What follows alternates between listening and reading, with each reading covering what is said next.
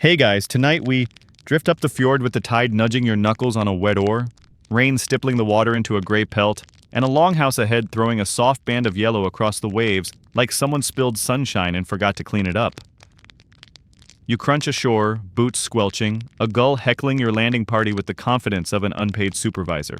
The plan, at least the loud part of it, was a raid at first light. The quiet part, well, that sneaks up on you. Instead of sharpening spearheads, everyone is trimming verses. You probably won't survive this, you think. Not because of swords, but because the Jarl expects a rhyme scheme before breakfast. So, before you get comfortable, take a moment to like the video and subscribe, but only if you genuinely enjoy what I do here. And tell me in the comments where you're listening from and what time it is for you right now. I love seeing this little midnight map of the world bloom. Now, dim the lights, maybe turn on a fan for that soft background hum, and let's ease into tonight's journey together. You shoulder the door plank and step into warmth that smells like peat smoke, wet wool, and the kind of stew that politely asks you not to ask questions. The longhouse glows, a central hearth running like a low, embered river, benches along the walls, rafters furred with soot, and a row of oil lamps with stone bellies and little tongues of flame. That's your first quiet fact of the night. Norse longhouses, wide, timber-spined, turf-shouldered, are the social engine of these coasts, places where families sleep, work, craft, argue, and when the wind howls like a badly tuned horn, listen to poetry. Historians still argue whether the average longhouse had a proper smoke vent, or whether everyone simply accepted a year-round indoor cloud and called it atmosphere. You blink away the haze and decide atmospheric is charming, in small doses. On the far bench, shields are stacked like oversized dinner plates you definitely shouldn't drop, and oars lean in a neat row, water tick-ticking from their blades into a straw mat. The Jarl sits in a wolfskin, but the expression is cat-like amusement. "No raid tonight," his grin says without saying it. "Storm's playing dice with the fjord." You feel your shoulders unclench. The hall murmurs with a different energy. The calm hum of people who are about to be entertained and mildly judged. A skald clears his throat. He is not wearing a horned helmet. No one is. That popular accessory belongs to the theater, not the boathouse.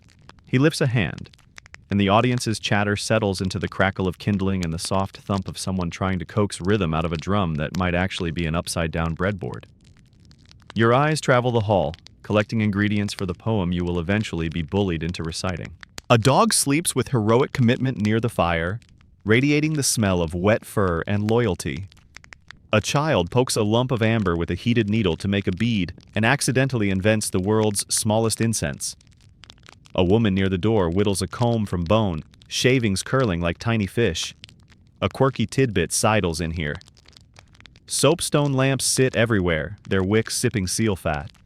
You tell yourself the faint ocean tang is romantic and definitely not your cloak acquiring a personality of its own. The skald begins, and the language does a thing you don't expect.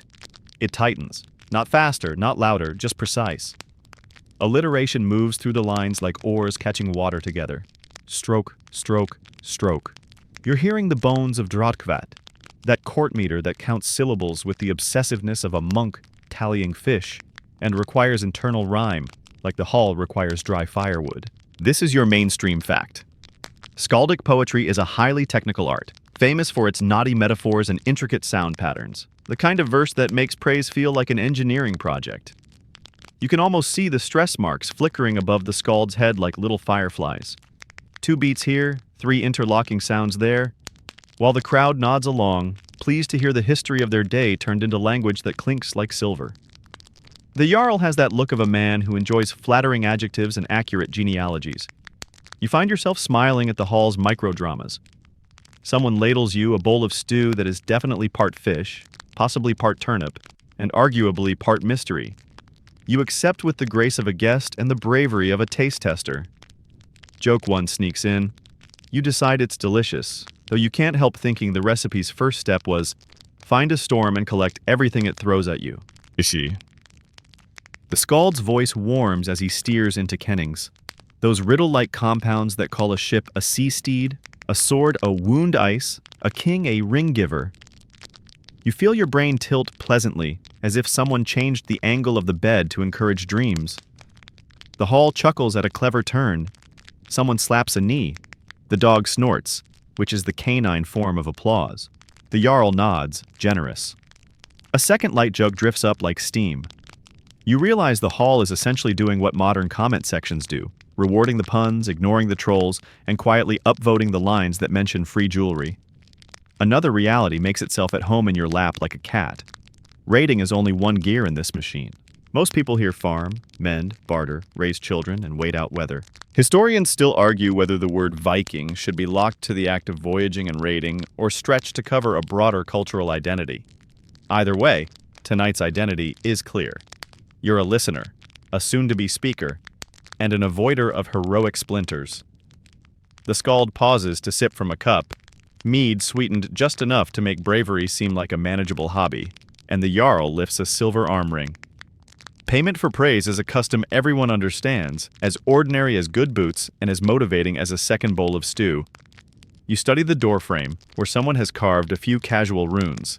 Nothing grand, just a name, a weather note, maybe a proclamation about who sat by this post and thought warm thoughts. You run a thumb over the grooves.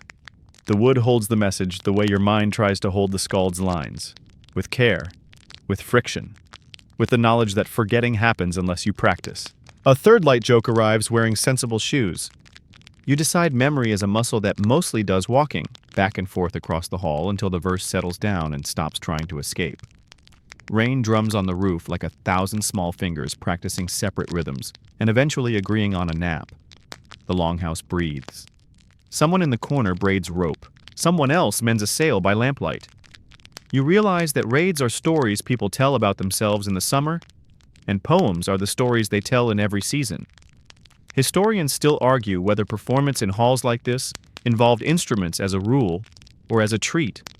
Lyres and flutes have left their shy footprints in finds, but the poetry itself, tight as braided cord, often expects a solo voice. Tonight the skald keeps it unaccompanied, except for the percussion of rain and the quiet yeses of the audience. You feel the moment the hall's attention slides toward you, gently, like a tide turning. The Jarl's smile is a rope tossed across the gap. "We will hear new words before dawn," he says, not unkindly. You swallow, and it echoes in your head like a little drum. New words. Your words. You don't panic. Panic is for people who have options. Instead, you begin to gather the things you'll need. The smell of the lamps, the silver glint of the ring, the storm's polite insistence, the dog's heroic nap, the way the rafters hold darkness like a quiet thought. You tug your cloak tighter and let the skald's last stanza settle over your shoulders like a borrowed courage. When the performance ends, there is that happy sigh a room makes when it realizes it has been held briefly in a net of sound. The Jarl nods to you, then to the door where oars and shields wait like patient horses. "Tomorrow," his gesture says, "maybe." "Tonight, certainly," you write.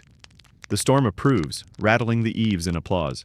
You set your bowl aside, flex your fingers as if they were preparing to climb a rope, and feel the first couplet arrive like a small boat nosing the pier. The skald catches you with a glance like a hook, friendly, barbed with expectation. He pats the bench beside him, right where the fire's heat feels like a cat sleeping against your shins. "Beginner," he says, and it's not an insult, it's a job title. You sit, palms open to the blaze, feeling them dry in little concentric circles. The soapstone lamps along the posts blink their small orange eyelids, and the dog near your boots snores as if it's the band's percussionist keeping time in dreams. The skald's voice is low enough to be a secret. You'll start with one stanza before dawn. Praise the weather for not killing us. Praise the Jarl for feeding us. And for the love of Odin's laundry, count your stresses. Gentle chuckles roll along the bench. You're drafted, not into a raid, but into a workshop where the surcharge for missed meter might be sleeping by the door. He shows you the trade. A woman approaches with a ladle that could ferry a small family. The skald lifts his cup, eyes soft with mischief, and extemporizes a tiny lausavisa, one of those single stanza verses that pop up like mushrooms after rain. In 4 lines he turns turnips into earth apples, the cod into fjord silver, the pot into a steam harbor, and her steady hand into the ladle of luck. The hall laughs, the cook actually blushes, and 3 things happen at once. Your bowl is refilled to the lip, the Jarl's smile widens, and a silver arm ring lands in the skald's palm with a polite clink. That, the skald murmurs, is the economy of words. Here's your mainstream fact tucked in with the steam. Skalds really did serve in courts and halls, paid in gifts, honor, and sometimes in hard silver, crafting praise poems for kings and jarls from Norway to the Isles. The title, Ring Giver, wasn't just poetic. It was a line item in the budget. He taps the arm ring with a fingernail, and you notice it's notched. Tiny lines along the inside as neat as tally marks. Quirky tidbit for your pocket. Some folks mark weights or memories on the things they wear. Your mentor claims he scratches a notch each time a stanza lands perfectly, an entirely unscientific system that nevertheless glows with satisfaction like the lamps. He sets the ring down and places your hands on the table as if they're instruments. Breathe with the line, he says, and demonstrates, shoulders rocking a tiny, steady boat. Alliteration ties the oars together. Internal rhyme is the current under the keel. Count, always count. You do, stumbling through a line that wants to break its ankle on the third stress. He catches you with a smile and a finger on the table, tap tap, guiding you back on beat. The hall hums along. Someone drops a comb, someone else retrieves a cup from under a bench with the same tenderness they reserve for new lambs. Joke one arrives on soft pause. You realize the longhouse has an HR department after all, and it's this skald who manages morale with calibrated flattery and distributes benefits in the form of rhymes and refills. Between corrections, he feeds you lore like a patient raven. Listen, he says, a sword is never just a sword. It's wound fire, or battle icicle, or Odin's pastry cutter, if you're feeling cheeky and your patron is in a forgiving mood. You snort into your cup. He leans closer. But Drotkvet is a jealous meter. 8 lines, fixed syllables, interlaced rhymes. It doesn't like you wandering off. Historians still argue whether most of this complexity began in royal courts and filtered down, or if it grew in many halls at once like ivy on different walls that eventually met and nodded. Either way, you feel the weight of it. A friendly weight, like a cloak. He tells a story to steady your hands, of Egil Skallagrimson, a poet whose head ransom praise poem supposedly bought his life back from a king not famous for generosity. That tale, he admits with a wink, may be polished by saga authors. Historians still argue whether the specific episode happened as colorfully as the prose suggests. But the core is true enough for your purposes. A stanza can be a shield if you build it smartly. You try another line and feel it settle, satisfying as a boat that finally sits right when you've moved one stubborn barrel. The Jarl wanders nearer, as casual as a cat pretending not to be invested in your progress. He drops a word you ought to include, harbor, then saunters away, enjoying his guest editor status. The skald nods. Always give him a harbor, he murmurs. Real or metaphorical? The expensive kind is metaphors because you can moor anything there. Victory, mercy, the sudden availability of turnips. And the joke too tilts its hat. You picture a dock manager checking in crates labeled compliments and stamping them with a seal of approval shaped like the Jarl's grin. Around you, the hall relaxes into that alert leisure that happens when weather disqualifies heroics. You assemble a tiny toolkit in your head. Kennings go in one pocket. Sea-steeds, shield moons, storm candles. Haiti, those alternative poetic names, go in another, calling a man a ruler, a warrior, a tree of battle. The skald shows you how to balance them so your stanza doesn't topple like a badly loaded sled. He even hands you his little bone token, a smooth piece with 4 shallow grooves, to move your finger along as you count syllables. A fringe habit, perhaps, but comforting. Your fingertip finds the 3rd groove and you feel the line click. He gives you homework long before the word exists. Find 3 sounds that like each other, he says, and introduce them as friends, then make them share a stanza. He demonstrates wind, wet, wood. He shapes them into a line that smells like the roof, sounds like the fjord, and feels like the bench under you. Historians still argue whether skalds did most of this extemporaneously, building lines on the fly, or carried well-rehearsed blocks in their heads, swapping pieces like shipwrights fitting timbers. The truth, your mentor shrugs, is probably somewhere between improvised enough to look daring, practiced enough not to drown. Payment happens again, and you see the rhythm. A praise line lands, stew lands, silver sparkles, laughter rises, the dog sighs. You half expect a ledger to appear. Joke 3 knocks gently. If spreadsheets existed, the skalds would have color-coded those arm rings by metaphor density. Instead, the book is in people's heads, and you can hear pages turning when the Jarl nods at a clever internal rhyme, when a farmer laughs at a ship called Foam Runner, when the cook wipes a pretend tear at being dubbed Mistress of Simmer. You practice a stanza about the storm being generous with rest. The skald trims a word, nudges an alliteration. Generous gale grants, good, but don't overstuff, he warns. Drodkavat is a narrow hallway. You can't walk through with antlers. You remember the imaginary horned helmets and grin, embarrassed and relieved. He asks what you fear most about dawn. Forgetting, you admit. He nods. Then build handles on your lines. Make each one grip the next. He teaches you to use echo words. Repeat a sound from the end of one line at the start of the next, so your poem is a chain and not a pocket full of marbles. At some point, you ask about instruments. He shrugs toward a lyre hanging like a sleeping spider on a peg. Sometimes, he says, sometimes just the voice. Historians still argue whether skaldic performances typically involved accompaniment or were predominantly a cappella. Finds of instruments whisper one answer. The density of the verse suggests another. Tonight, he decides. The drum is the rain and the chorus is the rafters. You realize you've been unconsciously tapping the bone token in time with the drip from an oar blade by the door.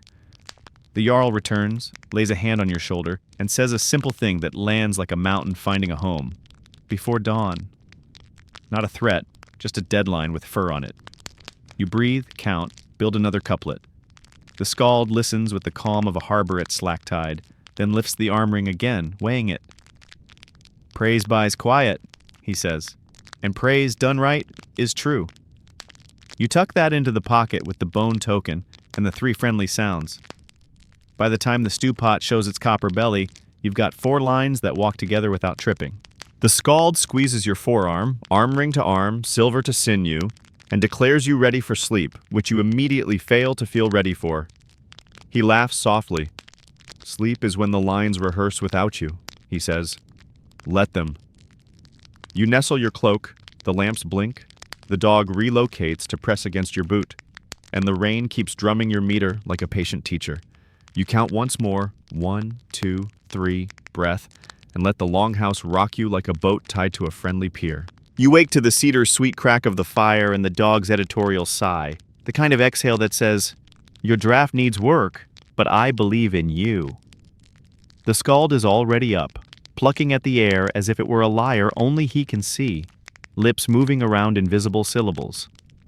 He motions you closer and, without fanfare, puts a small splinter of driftwood in your hand like a teacher passing a quill. Today, he murmurs, you learn to say the obvious without being obvious. He points at the boat oars stacked by the door. Name them. You shrug. Oars. He shakes his head, amused. Wave walkers, he whispers. The room tips slightly, as if you've stepped onto language with a little bounce to it. This is the part where your tongue becomes a workshop. Kennings are the tools that turn a plain noun into a small riddle. A compound like sea-steed that means ship, or battle sweat that means blood, though you agree to use that one sparingly before breakfast. The bone token in your pocket keeps time while your mind learns to braid images. Mainstream fact for the morning. Skaldic verse relies on these compact metaphors so consistently that medieval Icelanders later catalogued them. Snorri Sturluson's Skald's Kaparmal reads like a pocket manual of how to call gold, Freya's tears, the sea Ymir's blood, and poetry itself, Kvasir's mead. You turn those myths over like smooth stones, letting the old stories color your word choices without spilling into thunder. The skald draws 2 circles in ash. Heiti, he says, tapping the first, a fancy word for poetic synonyms. Sword becomes brand, man becomes war tree, sea becomes swan road if you've been borrowing from your old English neighbors. He taps the second circle. Kennings, he says. Base word, determinate. Steed of the sea gives you ship. He pulls the circles together so they overlap. Most lines live here. You try aloud, keeping your face calm. The Jarl's sea-steed waits. Someone laughs behind you. Joke 1 treads softly ashore. You keep a straight face the way a novice rider keeps a straight back, nervously, aware that your steed hates hay and loves storms.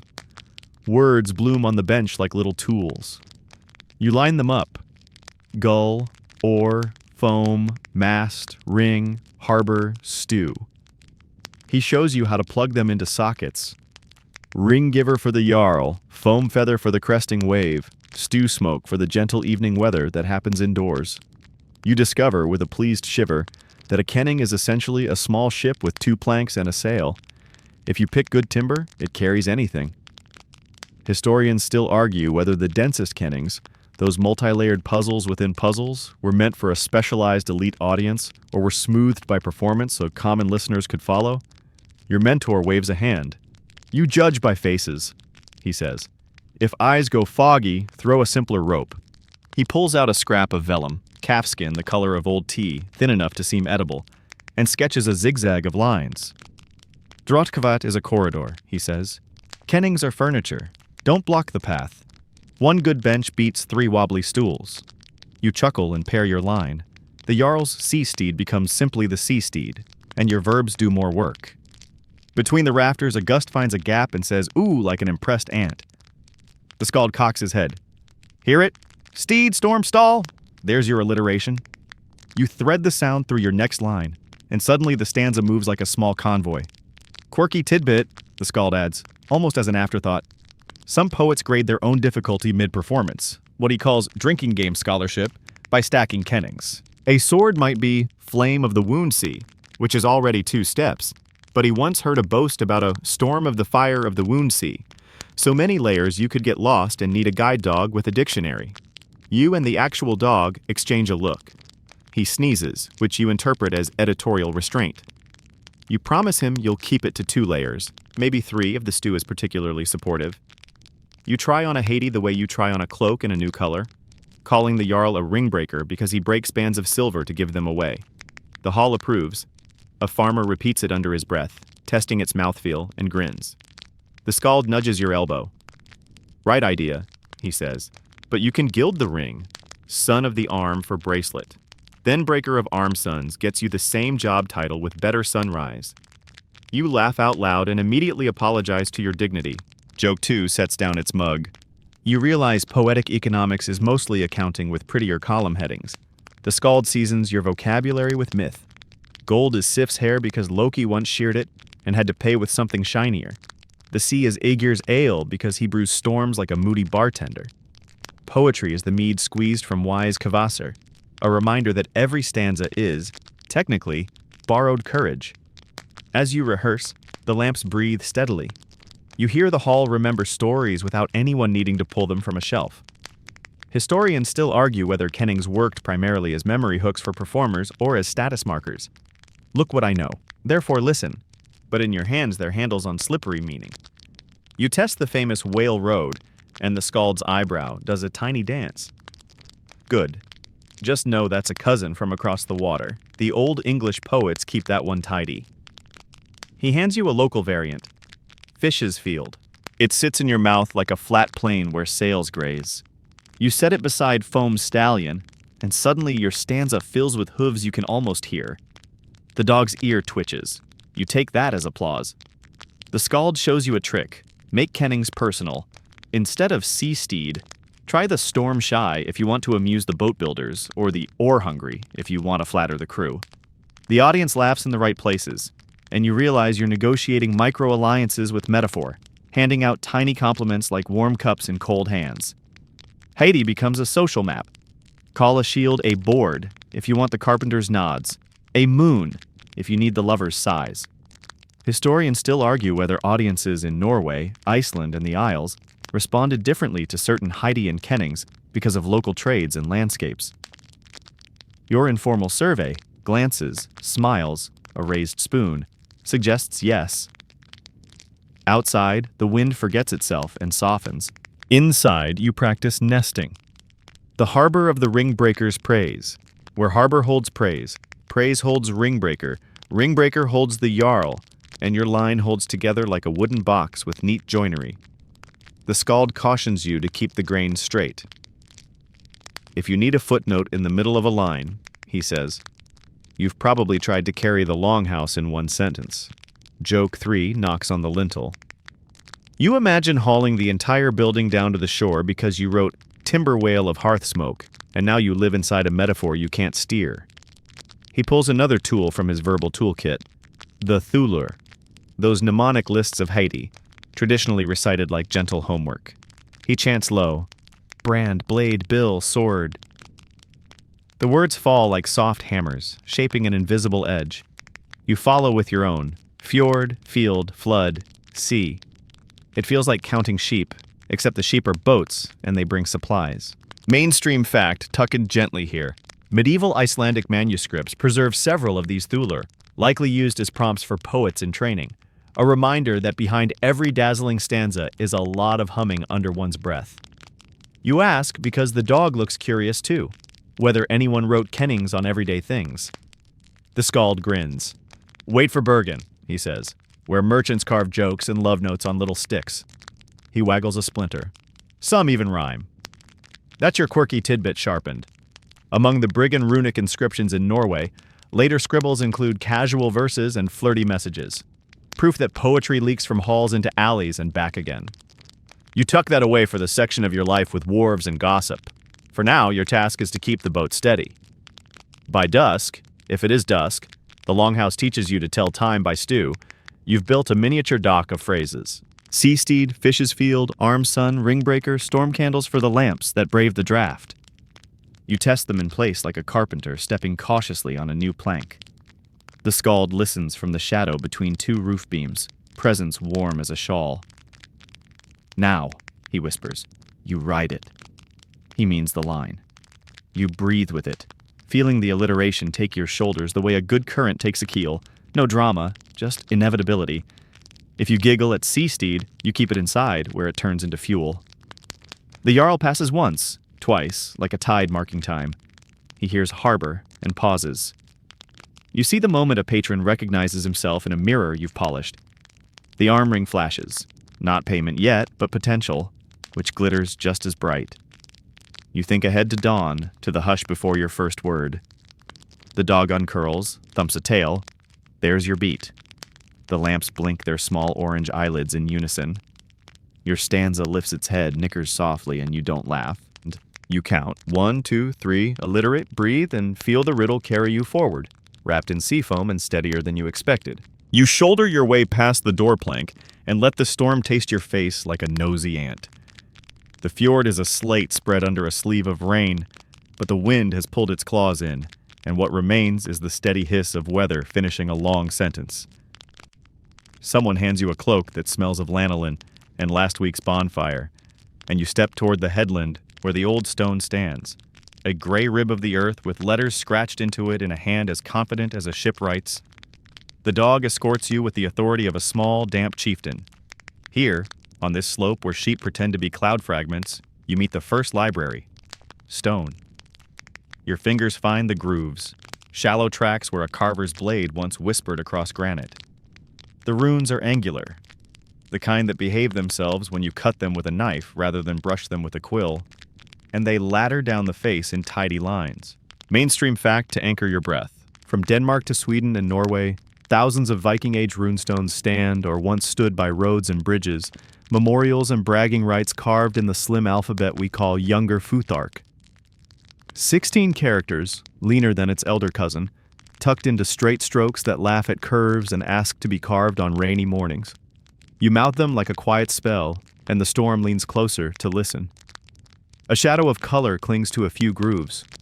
The skald, who has followed at a polite distance to make sure you don't attempt diplomacy with a goat, touches the stone with a reverent pinky. They painted them, he murmurs. Red sometimes or black. Quirky tidbit slides happily into your pocket. Many runestones were once bright with pigment, a surprise for anyone imagining the past in grayscale. Traces of that paint still hide in sheltered cuts, proof that memory sometimes comes dressed like a festive traffic sign. The dog inhales the lower right corner with critical interest and sneezes. You take that as peer review. You lean your ear to the wind and read aloud, syllable by careful syllable, half translation, half sound.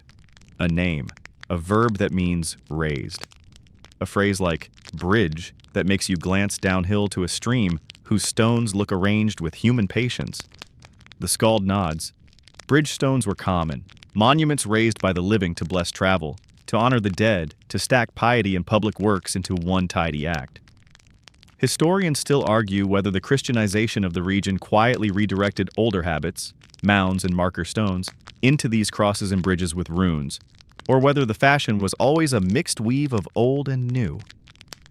The point tonight is that stone remembers with stubborn grace.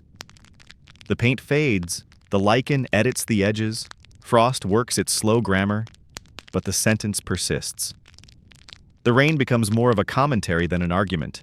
You trace the carver's signature. Some rune masters like to sign their work. Little "I was here" handshakes across 1,000 winters.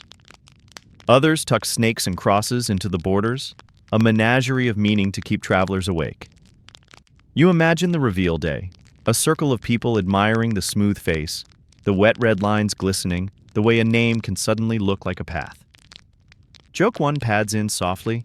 You privately crown the carver, regional manager of permanence, and vow not to trip over the sheep on your way back to the hall. Inside again, you peel your cloak and watch steam climb toward the rafters like a well-behaved ghost. The second library waits on a low table, a folded skin, pale as morning, that used to say moo before it learned to conjugate. Vellum, the skald says, and you touch it with 2 fingers as if it might be shy. Calfskin scraped thin, polished with patience, then ruled for neatness. Mainstream fact number 2 arrives with the lamp's breath. When Icelanders began writing sagas in the 13th century, they did it on skins like this. Stories of voyages and feuds, of poets and farmers and kings who pouted across seas, in ink that smelled of soot, iron, and vinegar. You imagine the scribe bent over the page, the quill a metronome, the fire a fickle editor complaining about draft and draft. The Jarl's household owns a few sheets for accounts and letters, a luxury you can feel in the way everyone pretends not to stare. The skald lays one flat, the bone folder smoothing it with a lover's patience. He dips a quill and writes a single rune in the corner, just to feel the scratch, then wipes the nib with a flick that says, "I've done this in worse weather." Vellum holds words like a quiet bank. You deposit syllables and trust them to accrue interest without rats getting ideas. But skin hates damp.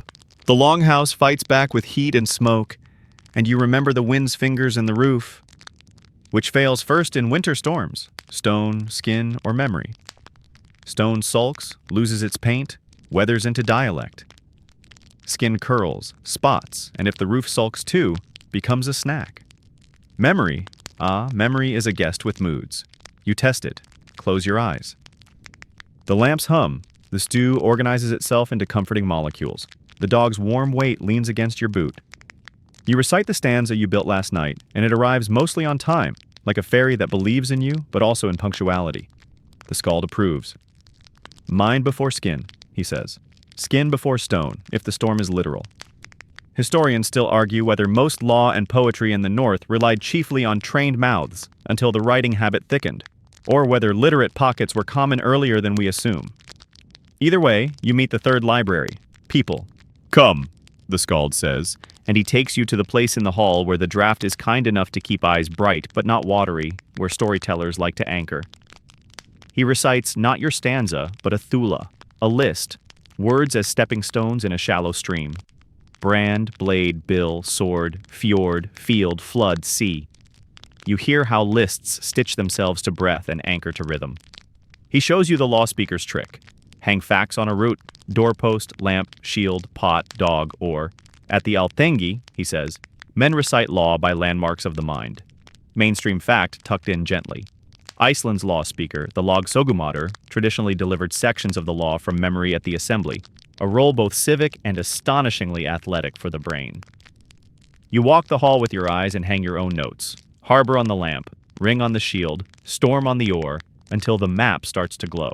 Joke 2 flies in with wet feathers. You decide your memory improves by exactly 1 stanza per bowl of stew, a discovery you plan to share in a groundbreaking study once someone invents charts. The skald humors you, ladling generosity into your bowl and tapping your bone token with the back of the spoon. Count, he says, meaning both syllables and blessings. You ask what happens to poems when a winter blows the roof loose. He shrugs. Stone waits. Skin pouts. Minds find each other.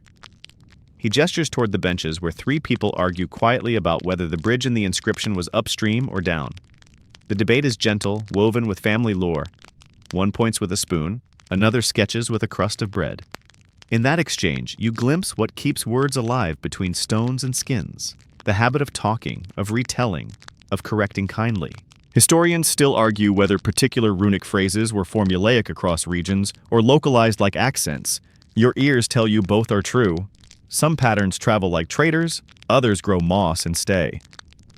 On a shelf near the door, you notice small pieces of wood, the humble cousins of stone and skin, rune sticks, the skald says, for messages.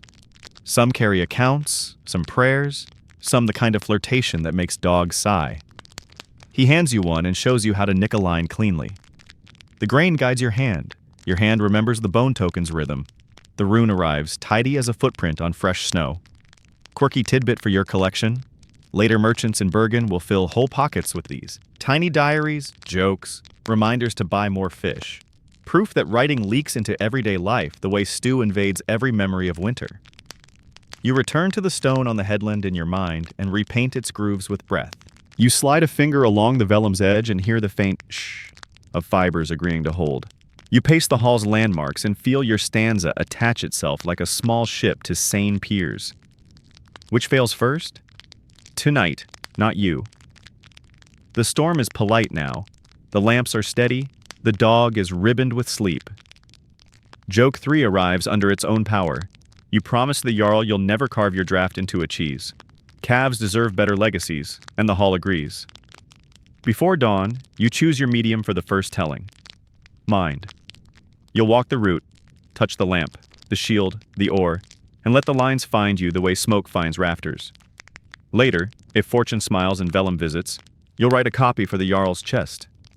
If the carver takes a liking to your phrases, perhaps a stone near the new bridge will inherit a line or two, bright with red that will gossip down centuries even after the paint forgets its own name. For now, you sit, count, breathe, and feel your three libraries arranging themselves inside the weather of your skull.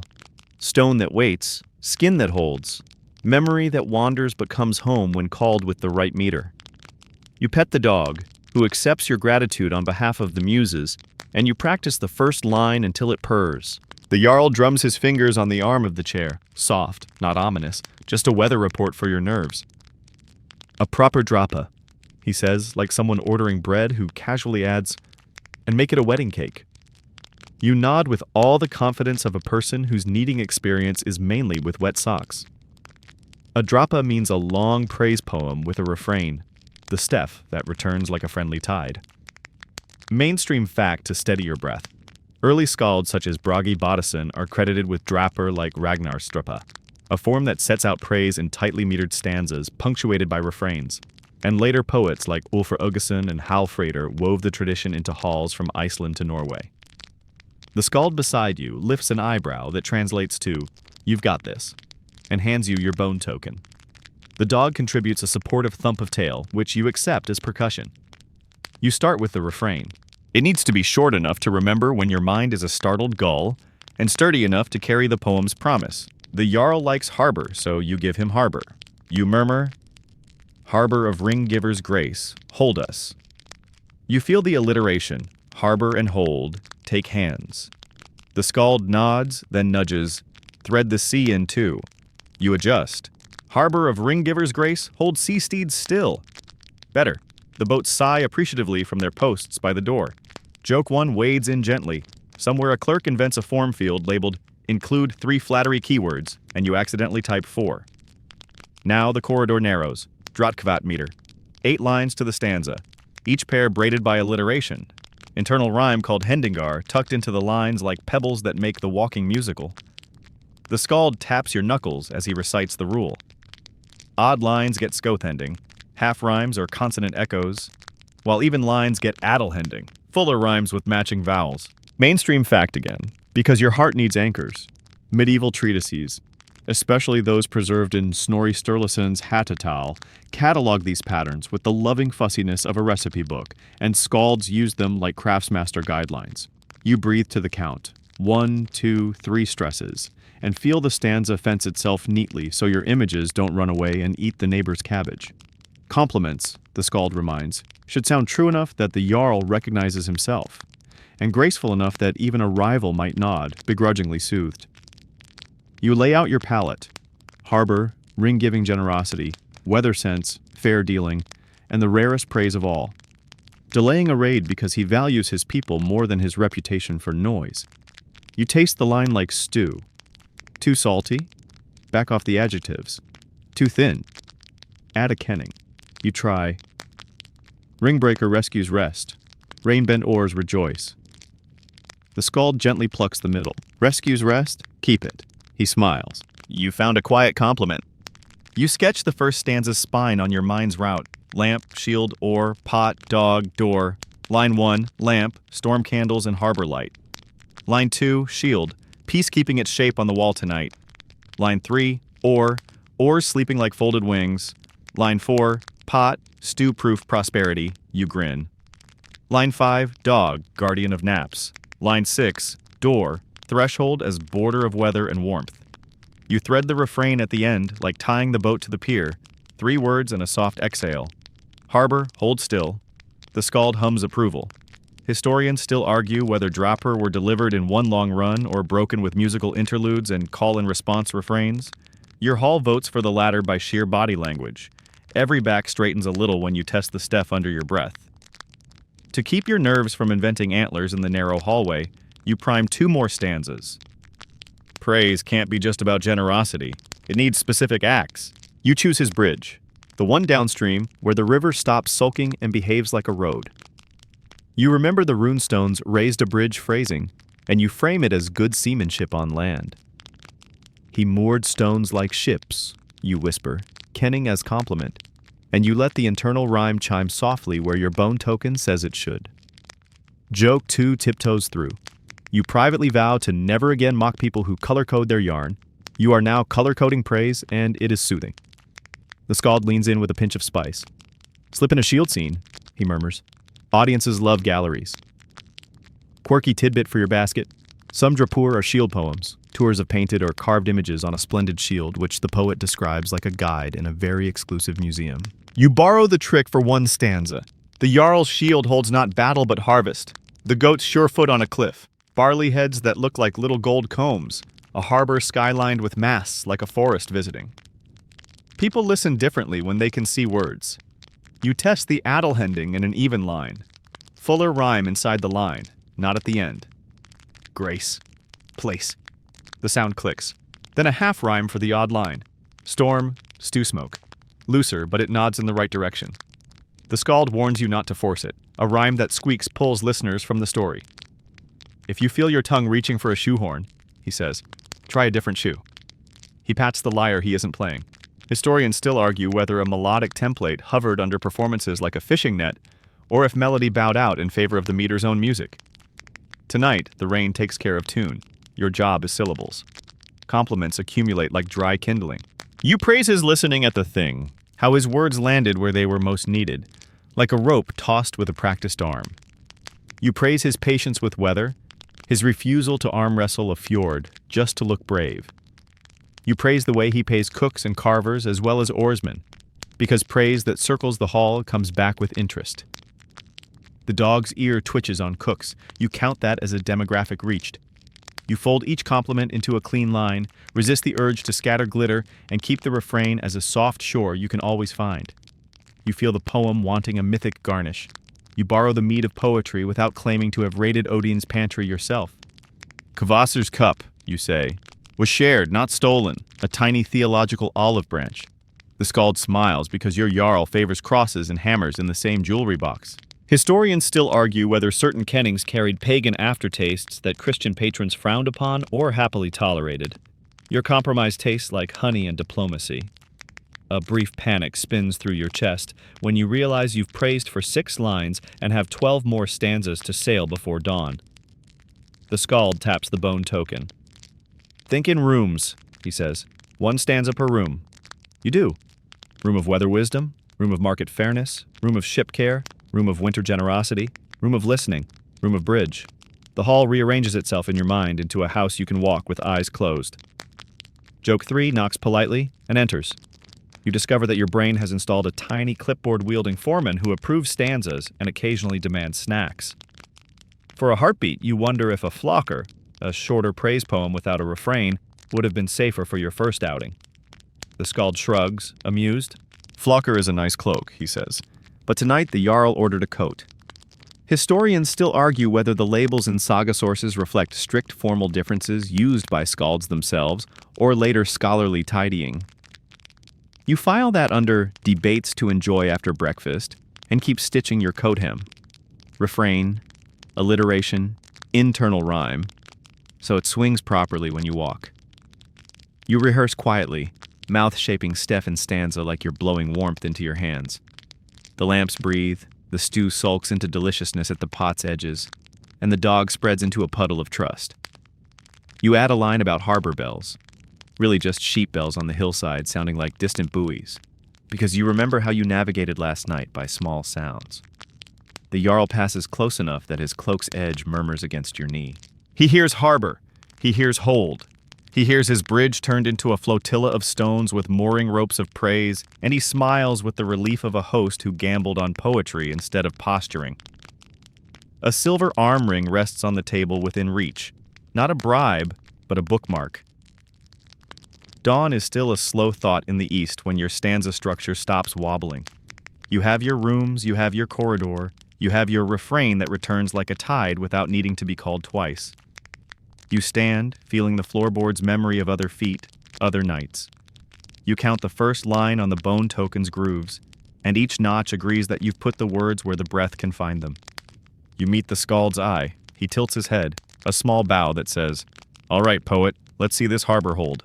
The skald sets the bone token on the bench like a sleepy compass and reaches up to unhook the small lyre. It's no grand thing. Just a hollow wooden body with a carved yoke and a handful of gut strings that look like cat's whiskers stretched into straight lines. He cradles it so the soundboard breathes against his chest, then plucks once. The note is shy and honey-colored, the kind that doesn't try to impress anyone and ends up being invited to every gathering. You don't need thunder, he says. You need a tide. He means the beat you can keep without frightening the stew. He shows you the plectrum, nothing fancy, a sliver of horn with one end polished by years of worrying. Quirky tidbit for your pocket. Some players keep a second plectrum tied to the lyre with a thread, because instruments have a habit of fleeing into shadow at the exact moment you want to look effortless. He threads the horn through your fingers and guides your hand into a slow pattern, down, down, up, breathe. You feel the ribs of your stanza align with the ribs under the lyre's wood. The instrument turns your heartbeat into a suggestion rather than an argument. Joke 1 pads in on soft pause. Congratulations! You are now officially in a band called The Damp Cloaks, and your debut album will be Harbor Hold Still. You pluck, you count, you discover that the hall has its own metronome, drip from an oar, sigh from the dog, flick of the lamp. The skald taps a bowl with the spine of a spoon, finding the same pulse you just found on the strings. Performance, he murmurs, is housekeeping. Keep the sound tidy. He grins. If the stew can't nap to it, it's not ready for people. You try your refrain over the gentle drone. It lands like a boat touching a pier with both hands out, polite and certain. Mainstream fact to anchor your courage. Early medieval lyres, 5 to 7 strings, turn up across the North Sea world, think Sutton Hoo and Trossingen. And while our Viking age finds are modest, the instrument's footprint is wide enough that a small lyre in a smoky hall is more than plausible. It's probable. The music doesn't need to be loud. The meter already carries its own lantern. Someone produces a small drum that might actually be an upside-down bucket with ambitions. The skald's eyes twinkle. He doesn't shoo it away, he listens. The hall learns together that a skin stretched too tight becomes weather, while one stretched just so becomes a floor you can walk across without getting your feet wet. Historians still argue whether frame drums were common companions in Norse halls, or whether percussion mostly meant bench thumps, shield rims, and the occasional keg pretending to be art. You let the argument float by like a cloud and follow the rule that always holds. If the drum argues with the words, the drum goes out into the rain to reconsider its life choices. You switch to the shield as drum for a minute, a palm tap on the rim, gentle as waking a friend for the dawn watch. That works. The wood gives more back than it takes. The Jarl's eyes flicker pleased when you ask permission with a look. The dog thumps its tail exactly on 2 and 4, which you decide is either rhythmical genius or a deep commitment to coincidence. Joke 2 pours itself a small sip of mead. Clearly the dog is your percussionist, and you will pay it in ear scratches and career mentoring. The skald nods toward the door, where someone has brought in a bundle of flutes, the kind you make from bird bone and patience. He offers one to you like a joke that might be true. You blow gently, and the note that comes out is thin and bright as frost on a window. It's too forward for your verse, but you tuck it away in your pocket for a between-stanza moment. Mainstream fact tucked lightly here. Excavations at Viking age sites, from Birka to York, have turned up bone whistles and simple flutes. Hedeby has even offered a small wooden panpipe to the catalog of things people did when the weather said no. The sound is domestic scale, good for guiding breath, better for not waking babies. The hall itself becomes your teacher. The roof is low enough to trap warmth and jokes. The turf walls drink stray echoes. The smoke from the hearth hangs like a gray scrim that softens every hard edge. You discover that a line delivered too high in the throat wrastles the smoke and comes back wearing soot, while a line set lower in the generous cavern behind your ribs slides under the haze and arrives on people's benches in one unruffled piece. The skald lifts 2 fingers to mark where your voice should come from, just above the stomach that currently holds stew, gratitude, and several butterflies that want to be swans by sunrise. You try the refrain again with the lyre's drone. The alliteration, harbor, hold, gathers people's breath into one soft basket. You feel the hall settle. You're not loud, the skald says. You're clear. He walks a couple of steps to the far bench, stands in the drift of smoke, and holds up a hand for silence that is already present. Clarity is kindness, he adds. You decide to embroider that on a mythic pillow someday. Historians still argue whether skalds predominantly chanted with a narrow pitch ribbon or sang with small melodic arcs. The echo of your own lines tells you a comfortable compromise exists. Voice leaning on meter with occasional melodic sympathy. Nothing that would require anyone to invent sheet music before breakfast. He shows you a small trick that feels like sorcery, quieting the room by slowing the beat a hair just before a line's internal rhyme. The even line addle-hending clicks like a clasp, and people unconsciously lean in for the closure. The refrain then lands like a cat stepping into a sunbeam. You try it, and heads tilt the same way they tilt when the wind shifts from "we might sail" to "we'll have another pot of tea." Joke 3 taps politely. If metronomes existed, yours would be a herring on a string, very motivated, occasionally slippery. Between trials, you study the lyre's little workshop. The bridge steals and returns energy. The tailpiece sulks if the knotting isn't neat. The skald shows you how to touch a string near the halfway point to coax a harmonic, a silver ghost of a note that hangs just long enough to make the kennel of kennings wag. Use it like lamp smoke, he says. Not like fire. You do, and your line about shields sleeping on the wall suddenly glimmers without waking anyone. Someone near the door lifts a cow horn and sends a soft moo of a note around the rafters. It's too comic to keep, but you salute its ambition. Signal horns exist for valleys and fog. In here, they are demonstrating why outside voices stay outside. You notice the way people breathe together when you cue them with the lyre. Inhale on the beat, exhale on the rhyme, and your courage grows legs. The dog, moved by art or air, migrates to press its warmth against your boot again, a foot warmer with opinions. The skald passes you a little cloth, wool felt, and suggests you lay it near the bridge if the lyre's voice wants to chatter in the lively parts of the room. Rooms talk back, he says.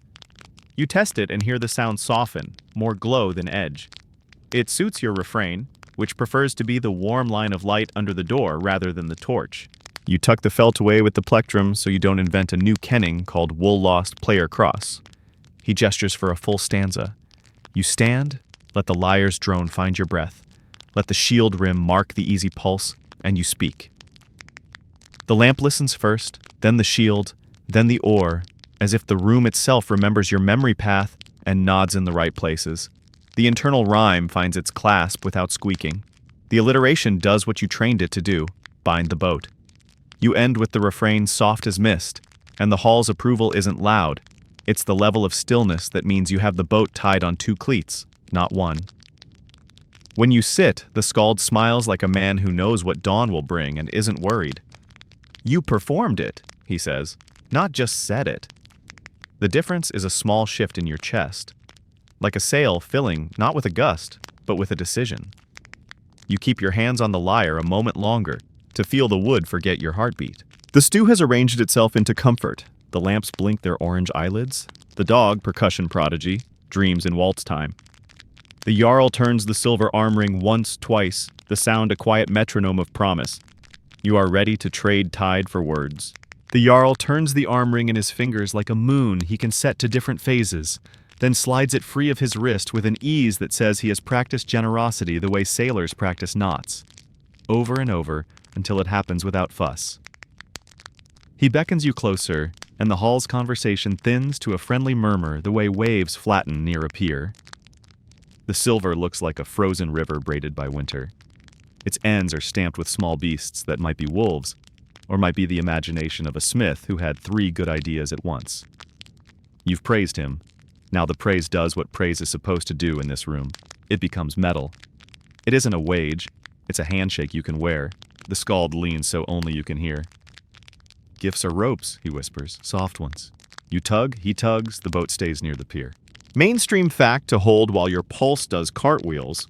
The Viking Age elite styled themselves ring givers, and skalds really did receive tangible rewards. Arm rings, weighed silver, fine cloaks, sometimes even land, or the promise of a berth for the next voyage.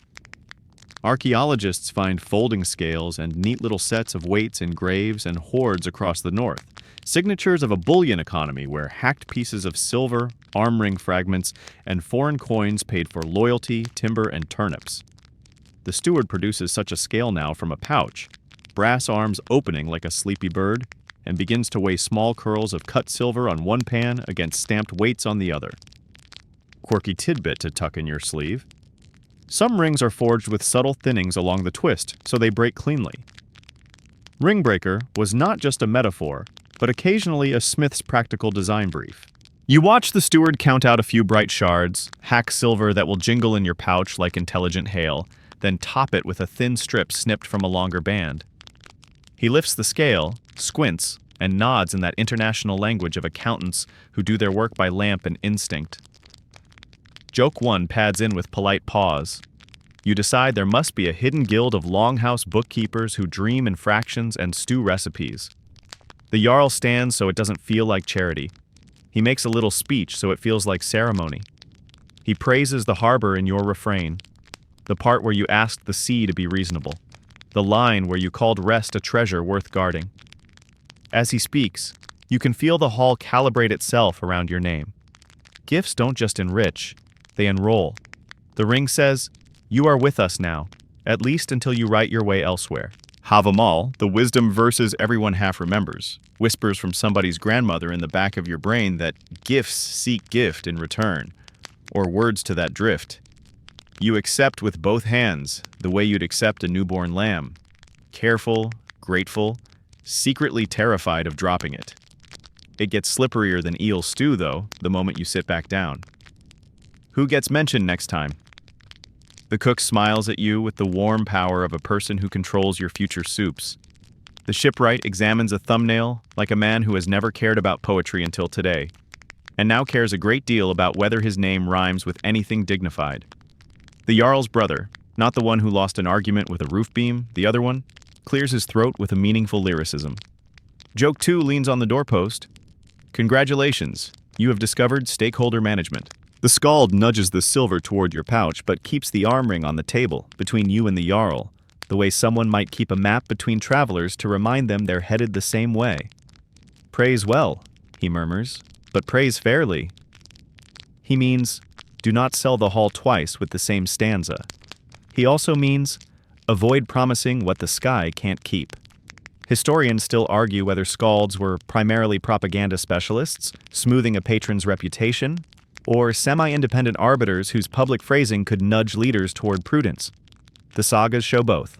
A poet in the doorway with a mirror that flatters and, sometimes inconveniently, tells the truth about spinach in the teeth. The steward pours a little heap of silver into your palm. Bright, cold, surprisingly heavy, like holding a handful of condensed moonlight that has opinions about gravity. He adds a folded strip of thick wool dyed a red so deep it drinks the firelight and smiles. The Jarl mentions winter. You recognize another currency.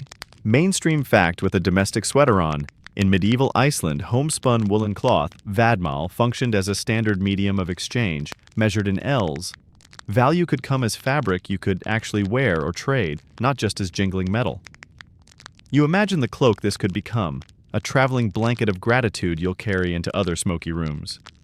The skald accepts his share with the ease of a man whose pockets know the shape of weight and the heft of obligation. He turns one shard of silver, sniffs it theatrically, and taps his tooth with it to make 3 children giggle. Then his tone goes soft. Awkward smiles, he warns, are part of the fee.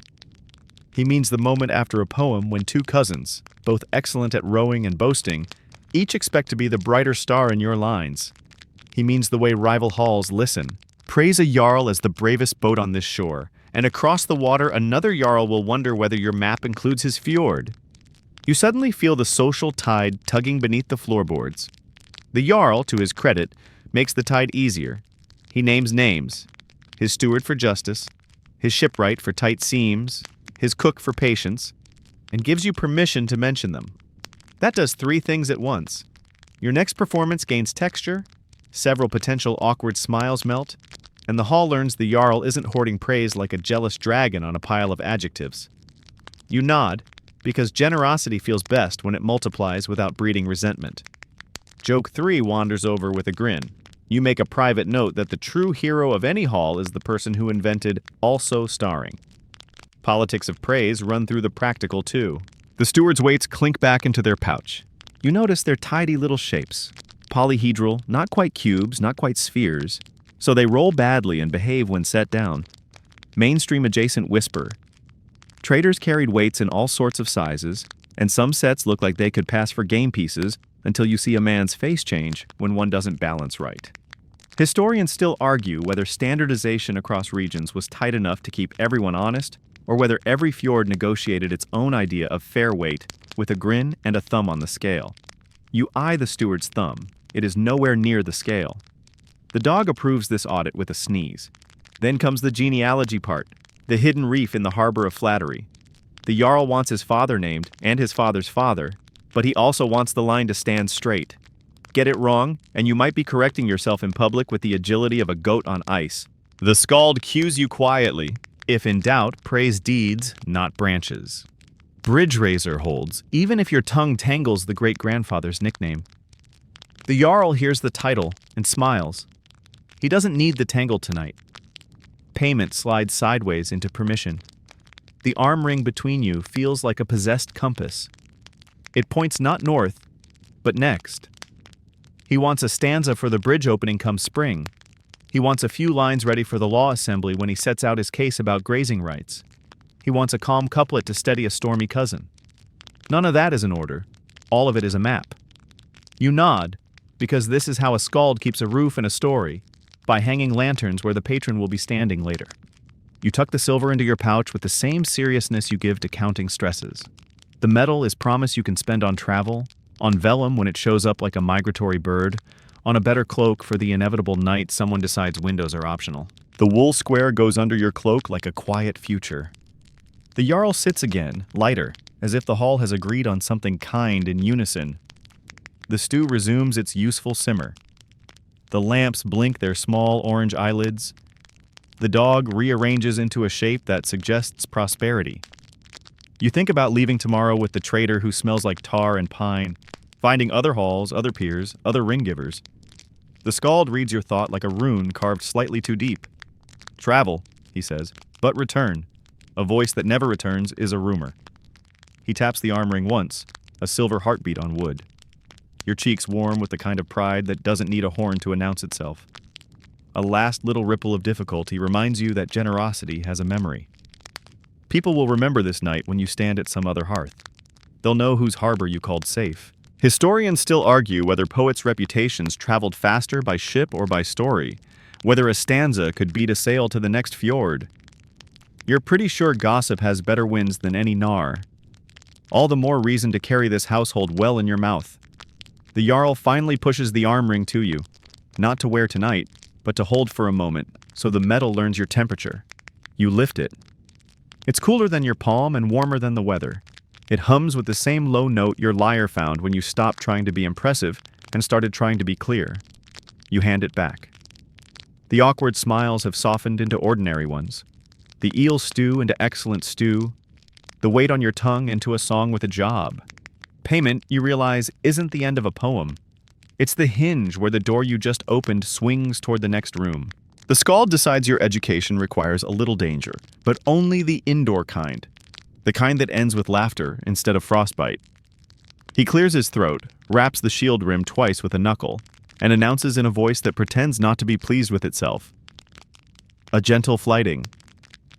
The hall perks up the way cats do when someone opens a box. You sit up straighter, bone token ready, heart practicing double time. Playful insult poems, a chance to show edge without drawing blood, wit without waking the feud. You look at the door, as if measuring the distance to the snowdrift you may be sleeping in if this goes badly. He sketches the rules on the air with his fingers. Aim for weather and habits, he says, not lineage and honor. He tilts his chin toward the cook with theatrical dread. Avoid accusing anyone of crimes against stew. That ends friendships. The hall laughs. Your first target, he suggests, should be inanimate, because the oar can't sue you. Joke 1 strolls in wearing sealskin slippers. You select the weather, which is famously bad at objecting and has no lawyer. Mainstream fact to lace through the fun. The North has a proud, prickly tradition of verbal sparring, flyting in later Scots, and in Norse sources a spectrum from teasing verse to serious defamation. The Lokasenna, that feast where Loki throws barbed couplets at gods like a man flicking fish bones, is the classic mythic demonstration that words can stick harder than spears. Down on Earth, Icelandic law hardened around the sharpest edges. Public nid, defamatory insult attacking a person's honor, could be a punishable offense under Gragas, risking fines or even outlawry if you crossed certain bright lines. Your skald boils this down to bedtime wisdom. If your stanza could get somebody disinvited from their own name day, don't say it. He lays out a sleepy ladder of safety with a stick on the hearthstones. Raindrops at the bottom, goats near the middle, ancestors at the top. We stay down here, he says, tapping the rain. We nibble at goats if the owner is smiling. We do not touch the top. We leave the top to fools and outlaws. Historians still argue whether the most dangerous accusations, hinting that a man was unmanly in bed, or that he was cowardly, were always bright-line illegalities or slid on local custom and context. Either way, you resolve to keep your flyting so gentle even the dog can nap through it. You open with weather. You set the lyre to a drone soft as a cat's purr and grin at the roof. Storm, you show up overdressed, you say, wearing every cloud you own, and still you track puddles through our hall. The room smiles. You give the wind a new Heidi, soup sneezer, and the lamps a kenning, storm candles. And you accuse the rain of trying and failing to count in Drottgvad. The roof accepts this critique with dignity. The Jarl hides a smile in his beard. You're discovering flyting's first trick. Make the room your accomplice. If you all laugh together, the insult lands on the world, not on a neighbor. The skald nods. Now human but safe. He gestures toward the man with the bucket drum. You bow in his direction and rhyme that his rhythm is so steady, even the stew simmers in time, an insult that's actually a ribbon. Then you add a feather. But if your drum were a boat, you murmur, it would always come to harbor late. Ooze, but friendly ooze. You flash your refrain just under your breath. Harbor, hold still, to remind yourself where kindness lives. The drummer taps back a reply, grinning, and you've entered the game. He calls you string warrior, which is fair, given your anxious relationship with the lyre. The skald raises a hand, more orchestra than police.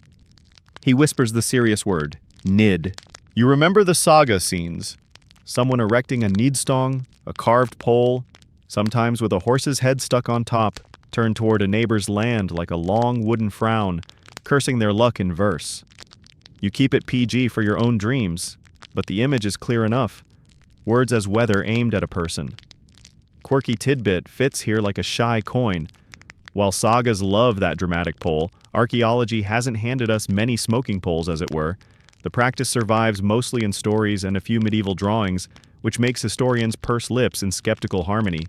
Either way, your skald's rule stands. No poles, no curses, and never point your stanza so hard it could stick in someone's coat. You try a nibble at fashion next. The Jarl's brother is wearing a cloak the color of optimistic berries. You ask permission with your eyebrows. He salutes, complicit. Berries, you say. The kind birds respect too much to steal, because even magpies won't be seen in that shade. The hall laughs, the brother bows, the cloak preens. You've insulted an object and praised the wearer's courage, which is a neat little knot. The dog sighs, which you interpret as, "Please stop talking about colors I can't see." The skald leans in with a legal lantern. "Stay clear of ergi," he breathes, using that naughty term that lives in law texts like a sleeping adder, accusations about a man's sexual conduct or softness that could deform his social standing. He doesn't need to say more. The hall's elders give you the smallest of nods. Jokes, like boats, have draft. Some scrape the channel. Historians still argue whether casual locker room banter in Viking Age farms flirted with those lines or if the community's ears were stricter than our imaginations. You stick to goats, drums, and weather with halos on. You try a small brag poem. A countersnap the bucket drummer can answer. "I count stress as better than sheep," you say, "and my rhyme holds tighter than your bootlaces." Oh, he lifts a foot to show an astonishing knot, then recites a stanza about your harbor hymn, putting the dog to sleep mid-guard. Laughter lifts the rafters. You toss back a couplet about his drum making the stew jealous, and the cook clucks approvingly. Praise disguised as a tease is the safest currency in this game.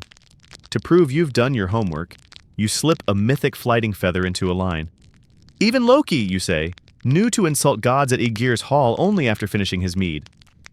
The hall appreciates the reference and the moral. Flyting sober is hazardous. Your skald adds a footnote in his eyebrow. Also, Loki ended up not invited back. You keep the tone hushed. Bedtime stories prefer their cautionary tales trimmed of thorns. The room invites call and response. A farmer with hands like rope burns stands and improvises a verse about your sea-steed that paddles like a duck. You answer with a line about his goats who navigate roofs like scholars navigate footnotes, sure, but sometimes upside down.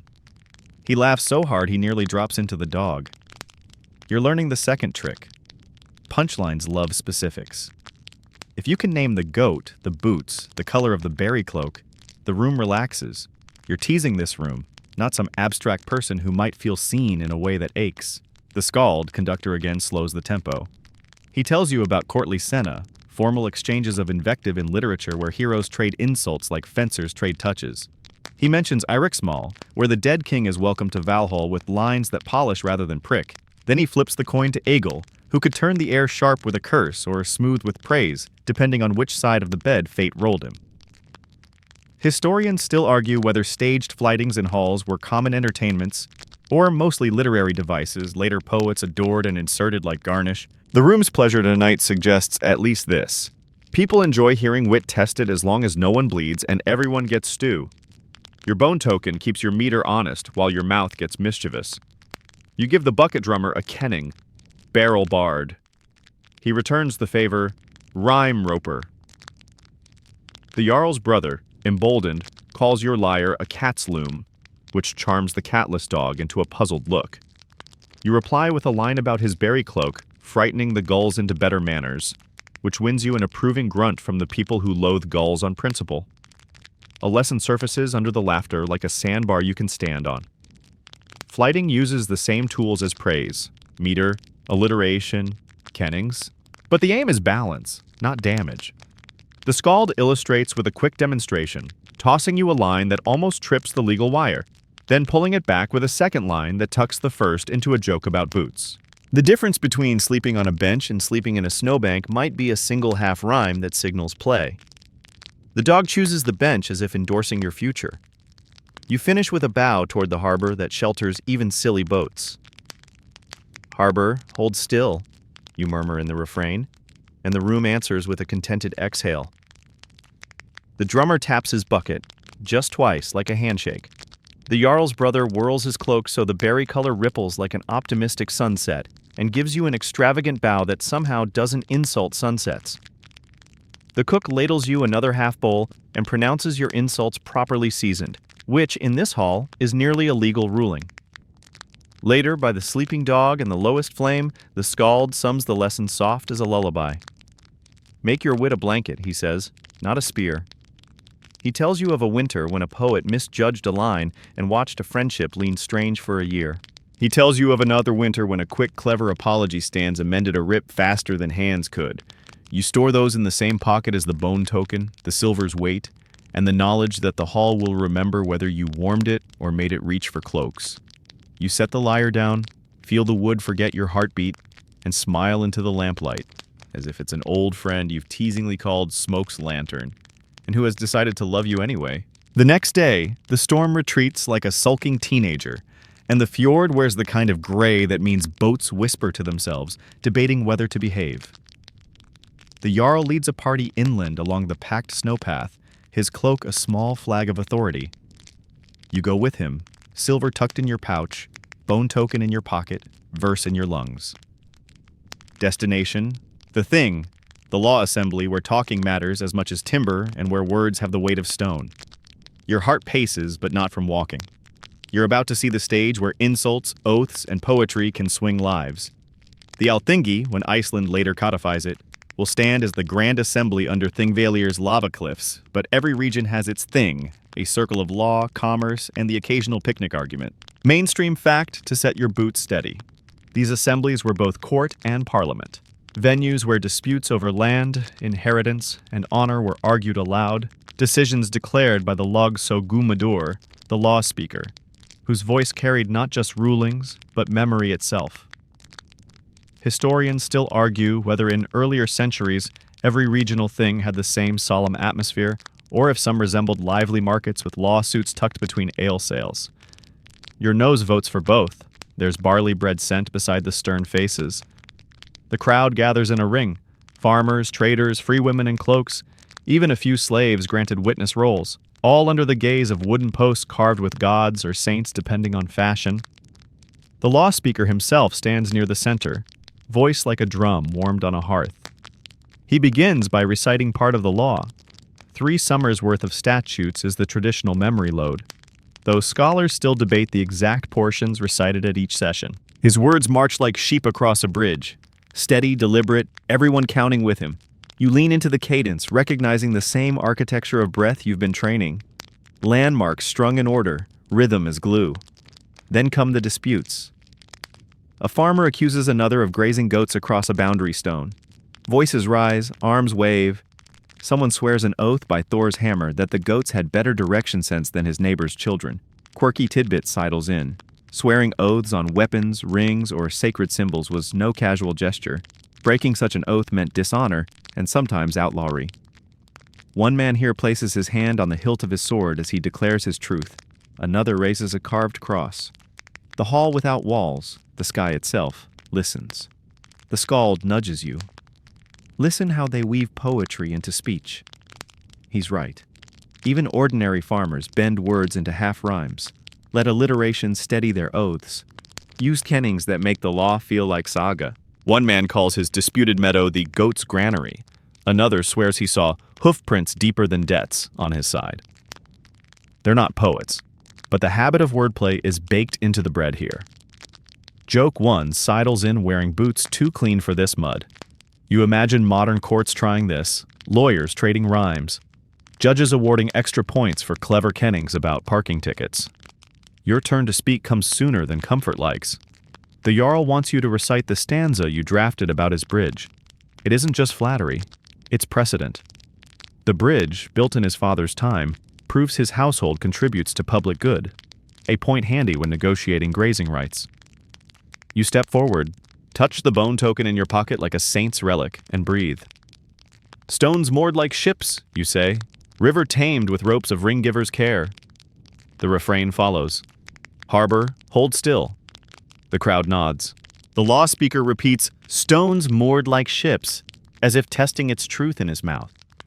He declares the bridge proof enough of generosity, and the Jarl's argument gains ballast. Historians still argue whether skalds routinely performed at things, or if saga authors later embellished their roles for drama. The evidence is patchy, like frost over uneven ground. But here, in this moment, your stanza holds legal weight. People murmur approval. Not just because the line flatters, but because it translates infrastructure into poetry. It makes civic duty sound like an adventure. You glimpse the real power. Poems not only praise, they testify. Another case rises. A man accused of slander. He supposedly carved runes calling his neighbor cow-hearted. Everyone hushes. The accused protests. His verse was about actual cows. The skald whispers that this dance is old. Was it metaphor or barnyard report? Historians still argue whether courts could always distinguish satire from slander, or whether clever poets wriggled free while unlucky ones faced fines. The law speaker listens, then decides, too sharp, too public. The man pays silver, his reputation dented. You tuck the lesson away. Wit can be armor or dagger, but sometimes it is a boomerang. In between quarrels, the market buzzes. Women trading cloth, men weighing silver, children chasing each other with carved toys. You spot a rune stick on a stall, scratched with what looks like a flirtation. The skald smirks. Even here, love argues its case. Joke 2 winks. You suspect some couples come to the thing mainly for the gossip and snacks. A final dispute involves inheritance. A widow insists her late husband promised her land. His brothers claim otherwise. Witnesses argue, some with tears, some with too much eagerness. The law speaker calls for oaths. The widow lifts her hand to the sky and recites her claim in verse, halting but full of rhyme and imagery. The crowd stirs, the law speaker nods. He declares her testimony valid, and the brothers sullenly retreat. Your chest warms. Poetry here is not decoration, it is admissible evidence.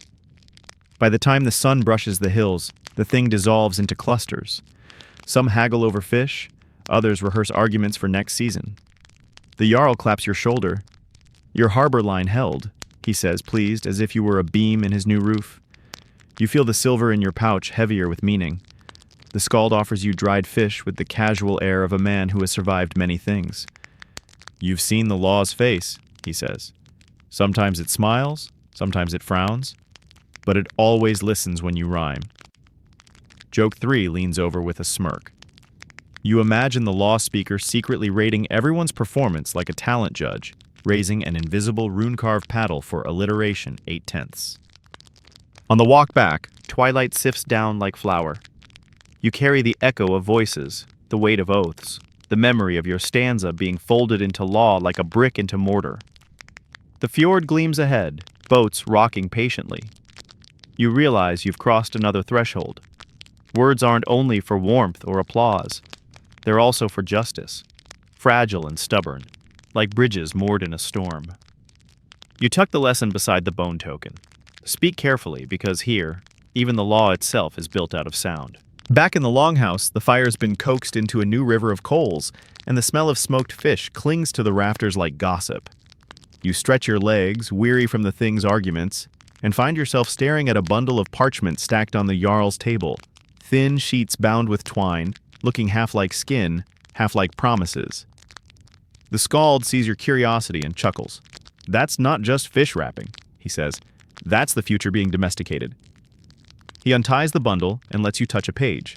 Vellum, smooth calfskin, paler than milk and faintly translucent at the edges. The script on it curls like tidy footprints across a snowy field. Old Norse words, but dressed in Latin letters, courtesy of monks who found it efficient to keep the alphabet even when they swapped gods. Mainstream fact for your kit. Centuries after the Viking Age, in 13th century Iceland, these oral poems and sagas were finally written down, mostly by clerics and chieftains' households. Without them, the lives of skalds would be smoke and rafters. With them, we have the poetic Edda, the prose Edda, and sagas named after everyone from Egil to Njal. You flip a leaf carefully, half expecting it to bleat. The ink is brown-black, iron gall, brewed from oak galls and vinegar. A recipe that sours paper but bites vellum with loyalty. The handwriting leans right, disciplined but warm. Monks with good elbows, the skald says. No sagas without them. Historians still argue whether those monks simply transcribed older verses faithfully or polished them with Christian morals, trimming pagan excess the way you trim fat from a roast. Every neat sentence feels a little suspicious, like a fisherman whose net always comes up full. Quirky tidbit slides into your lap. Some manuscripts contain marginal doodles. A dragon yawning, a monk's bored face, even the occasional rude joke. Copying was long work, and quills had opinions. You imagine a scribe smuggling in a grin between saints and sword fights. The skald points at a faint paw print on one folio. "Cat?" he says simply, and you realize medieval Iceland had the same editorial assistance as your hall does. The dog, asleep by the fire, dreams in dignified silence. The sagas you hear tonight, read aloud in the hall from one of these skins, are like a chorus of voices across time. The scribe reads a story of kings listening to skalds, their pride swelling with each stanza. He pauses where genealogies unfurl like laundry lines, name after name, father after father, each hung carefully to prove continuity. You feel the rhythm, less like plot, more like heartbeat. Joke 1 winks at you. Medieval audiences had longer attention spans, or at least fewer distractions like glowing rectangles. You realize something about your own lines. Once performed, they live in memory, but written, they risk fossilization. A fossil is permanent, yes, but also dead. Oral poems breathe, changing with each telling. Written sagas sit still, admired but unmoving. The skald explains softly, "A stanza is a net. Throw it too many times the same way, and fish learn to avoid it." He means that even while copying preserved, it also tamed. Historians still argue whether what we read today reflects Viking Age performance closely, or whether it's a 13th century remix. Your ears side with the remix theory. The Jarl lifts his chin at you, inviting you to share the poem again, this time with the manuscript as audience. You oblige, voice steady, lyre humming under your arm. Your stanza about the harbor and bridge joins centuries of ink in the air. The vellum listens without judgment, though you imagine the cat paw print twitching approval. When the reading turns to Egil's saga, you hear the tale of his infamous head ransom poem, the drapa that supposedly bought him life from a king he had insulted. The saga is dramatic, polished, suspiciously tidy. Historians still argue whether Egil really saved his neck that way or whether later authors bolted drama onto truth. Still, the idea comforts. A poem can be as sharp as a sword or as soft as a shield. The skald nudges your shoulder. "Remember," he says, "scribes pick and choose. Memory is a messy kitchen. Manuscripts are a polite feast. Don't mistake one for the other." You smile. Joke 2 drops by with a spoon. If your poem ever makes it to vellum, you hope the scribe keeps in at least one joke about stew. Later, as the lamps blink and the hall's breathing deepens, you think of the saga's style. They tell stories straight, clipped, with little commentary. A man is born. He marries. He fights. He dies. Simple steps that let listeners fill in emotion. Your own narration tonight has more spice, more aside. But you sense the saga's calm gravity. The less said, the more felt. You test a line that way. Rain fell, the hall waited, the fire spoke. It feels saga-like, pared down to bone and ember. Quirky tidbit to carry into sleep. Some manuscripts were recycled. Vellum scraped, text erased, rewritten. Palimpsests, they're called. Under the saints, sometimes you can still see old pagan poems like ghosts. Words layered on words, voices whispering beneath new ink. You picture your stanza someday scraped away, only to bleed faintly through, harbor still holding in the shadows. Joke 3 stumbles in late, wearing ink on its nose. You picture a medieval monk yawning through your praise poem, doodling a goose in the margin, and accidentally creating a 1,000-year meme. Somehow, the thought is comforting. When the reading ends, the vellum is folded back into its bundle, tied with twine, set away like a winter hoard. But the words linger in your ears, twined with the smoke. You feel your own lines humming along, unpenned but alive. You realize both versions matter, the breathing memory and the fossil. The hall sleeps. The cat paw print waits, and your stanza curls under your cloak like a small animal you're determined to keep alive, whether in voice, in ink, or in whatever medium the next century invents. The night wears thin, the lamps shrink to patient embers, and the skald decides your training requires a story that begins in myth and ends in your own mouth. He leans forward, voice dropping until even the dog lifts one ear. "Poetry," he says, "was stolen from a giant cellar. We've all been drinking somebody else's mead since the beginning." He lets that sentence hang like smoke, then unfolds it. Mainstream fact to anchor the tale. In Norse mythology, poetry originates with kvasir, A being born of the god's spit. Yes, you heard right. Created after a truce between the Aesir and the Vanir. Kvasir wandered the world dispensing wisdom until he was murdered by dwarves, who brewed his blood with honey into a magical mead. Whoever drank it gained poetry. The giants snatched it, hoarded it, and eventually Odin himself tricked them, seduced Gunnlaud the Keeper, and escaped with the mead by transforming into an eagle.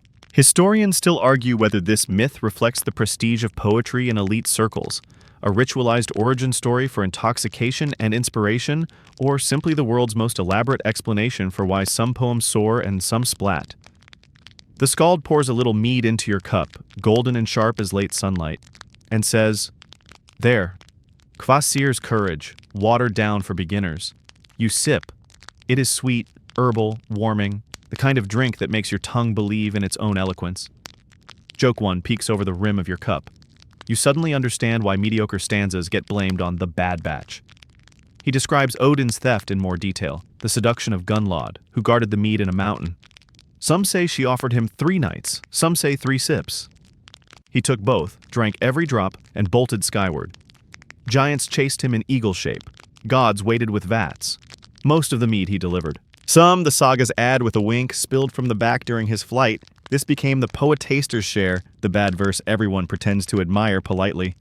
The hall chuckles, as if they all know a neighbor whose lines taste suspiciously of eagle droppings.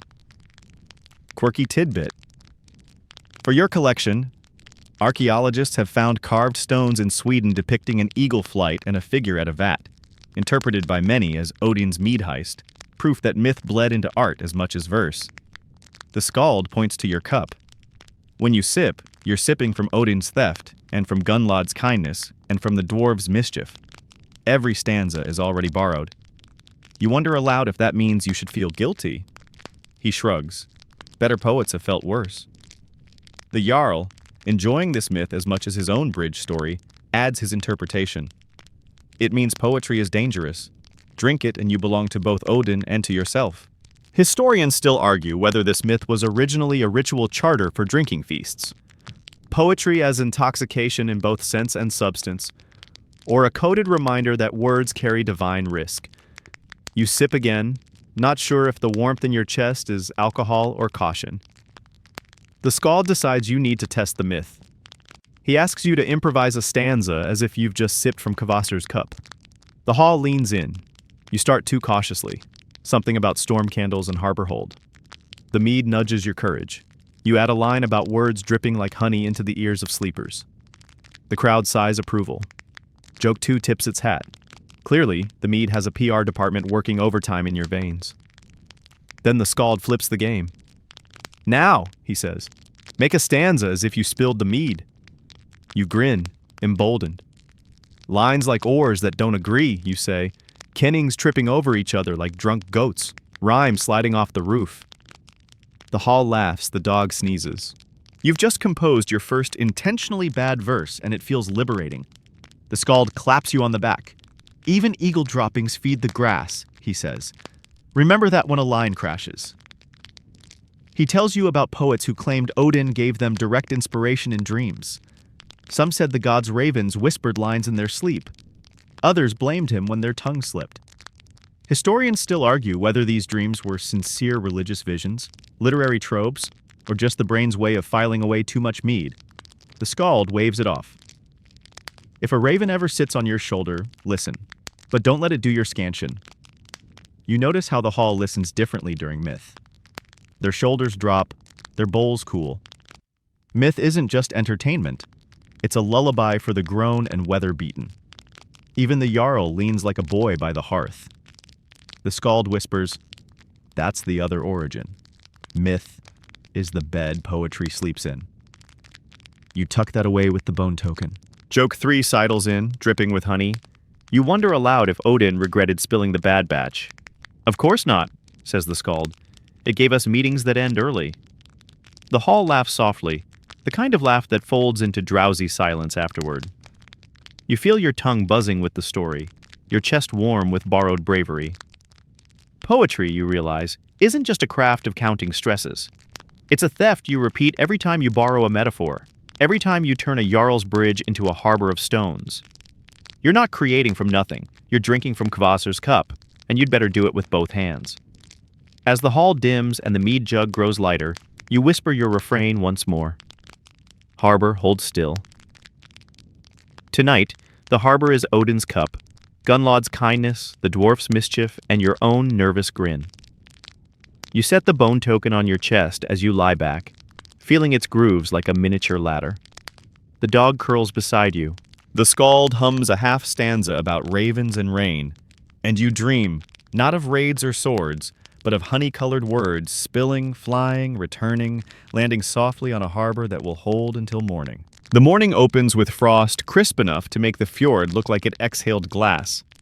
You sit up, stretch, and find the skald already at work, but not alone. Beside him sits a woman in a blue wool cloak, her hair braided tight enough to store extra memories.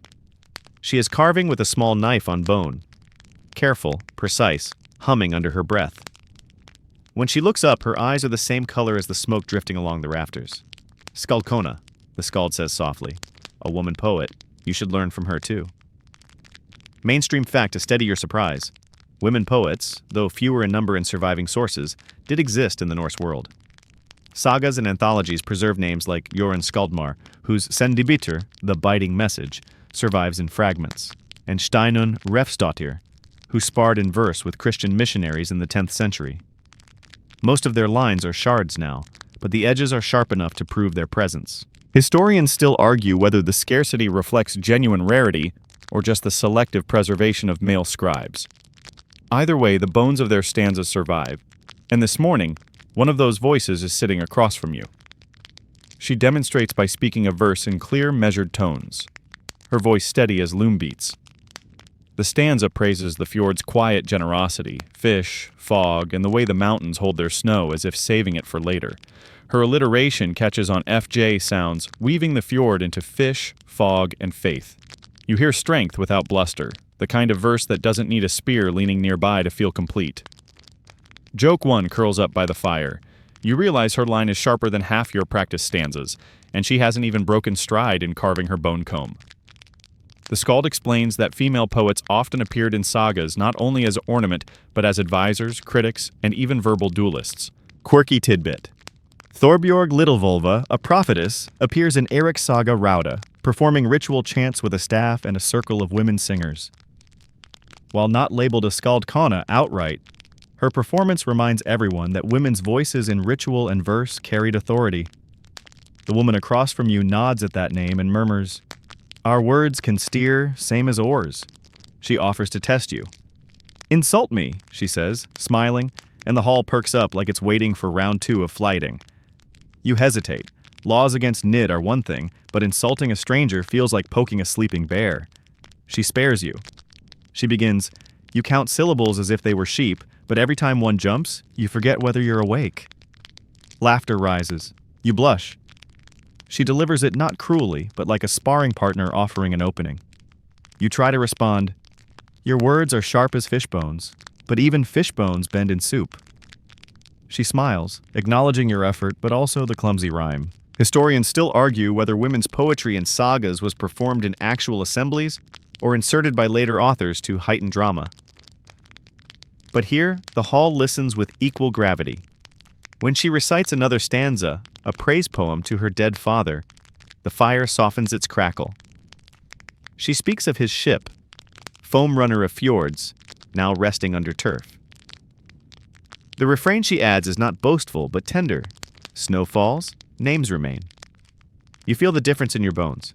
Praise doesn't always need to build a bridge. Sometimes it just preserves a memory long enough for grandchildren to hear it. The skald leans close and murmurs, "Remember Jorunn's verse? She called her poem the biting message. She dared to criticize kings in their own halls." The woman nods. "Sometimes the bite is the gift," she says. Joke 2 stretches its legs. You decide that being roasted by a skaldkona is better than being praised badly by anyone else. She challenges you again. "Make a line about me." You gulp and manage. Comb carver, verse weaver, storm's calm witness. It stumbles a little, but lands. She nods. "Better. Praise doesn't need to flatter like soap. It can polish like salt." You tuck that into your pocket next to the bone token. quirky tidbit emerges in the conversation. In some sagas, women wielded poetry as prophecy, predicting deaths or victories in verse. Steinunn Refsdotter famously taunted the missionary Thangbrander, suggesting his Christ had no power over the sea, while her own gods could still calm waves.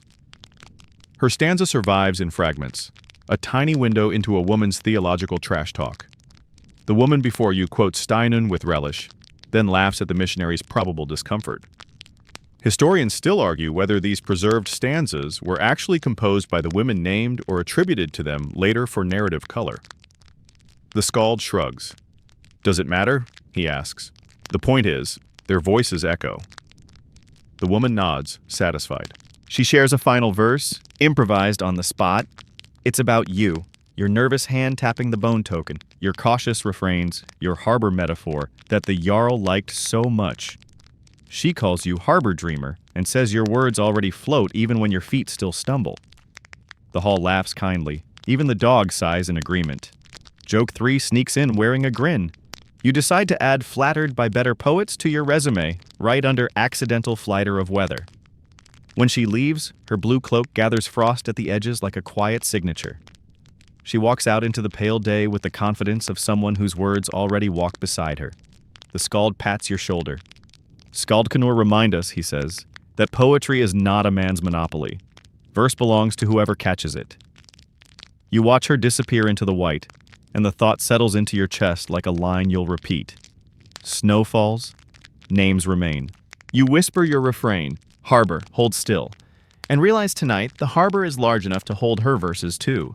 The fjord lies quiet this morning, as if the sea itself is taking a nap after scolding you with storms. The Jarl calls for a small boat, not to raid, but to visit neighbors across water. Sami reindeer herders inland, Gaelic traders along the coast. You climb in, the dog hopping after you with the solemnity of a dignitary, and push off. Oars dip, gulls jeer, and the skald tells you, poetry doesn't stop at fjords. It has cousins everywhere. Mainstream fact to guide your strokes. Viking age. Scandinavians did not live in isolation. Their trade routes stitched together cultures. Norse, Sami, Finnic, Gaelic, Slavic, and in the meeting places, languages borrowed from one another. Loanwords flowed like ale. Historians still argue whether the poetic meters themselves influenced one another, or if parallel traditions just hummed along separately, like neighboring choirs. But you, on this boat, will hear echoes. Your first stop is a Sami camp inland, reached by skis over snow that squeaks like cheese curds underfoot. A circle of turf huts, smoke rising, antlers stacked like polite architecture. The people welcome you cautiously but warmly, offering dried fish and joiks, those traditional Sami chants that spiral around a melody, sometimes naming a person or animal, sometimes just evoking their presence. A joik is less a song about something and more a song that is that thing. Quirky tidbit for your notebook. Sami shamans use drums painted with maps of spirit journeys, and some accounts describe them joiking until they slipped into trance. One of them joiks you, the visitor with hesitant verse. The melody twines like smoke, circling, repeating, a gentle teasing.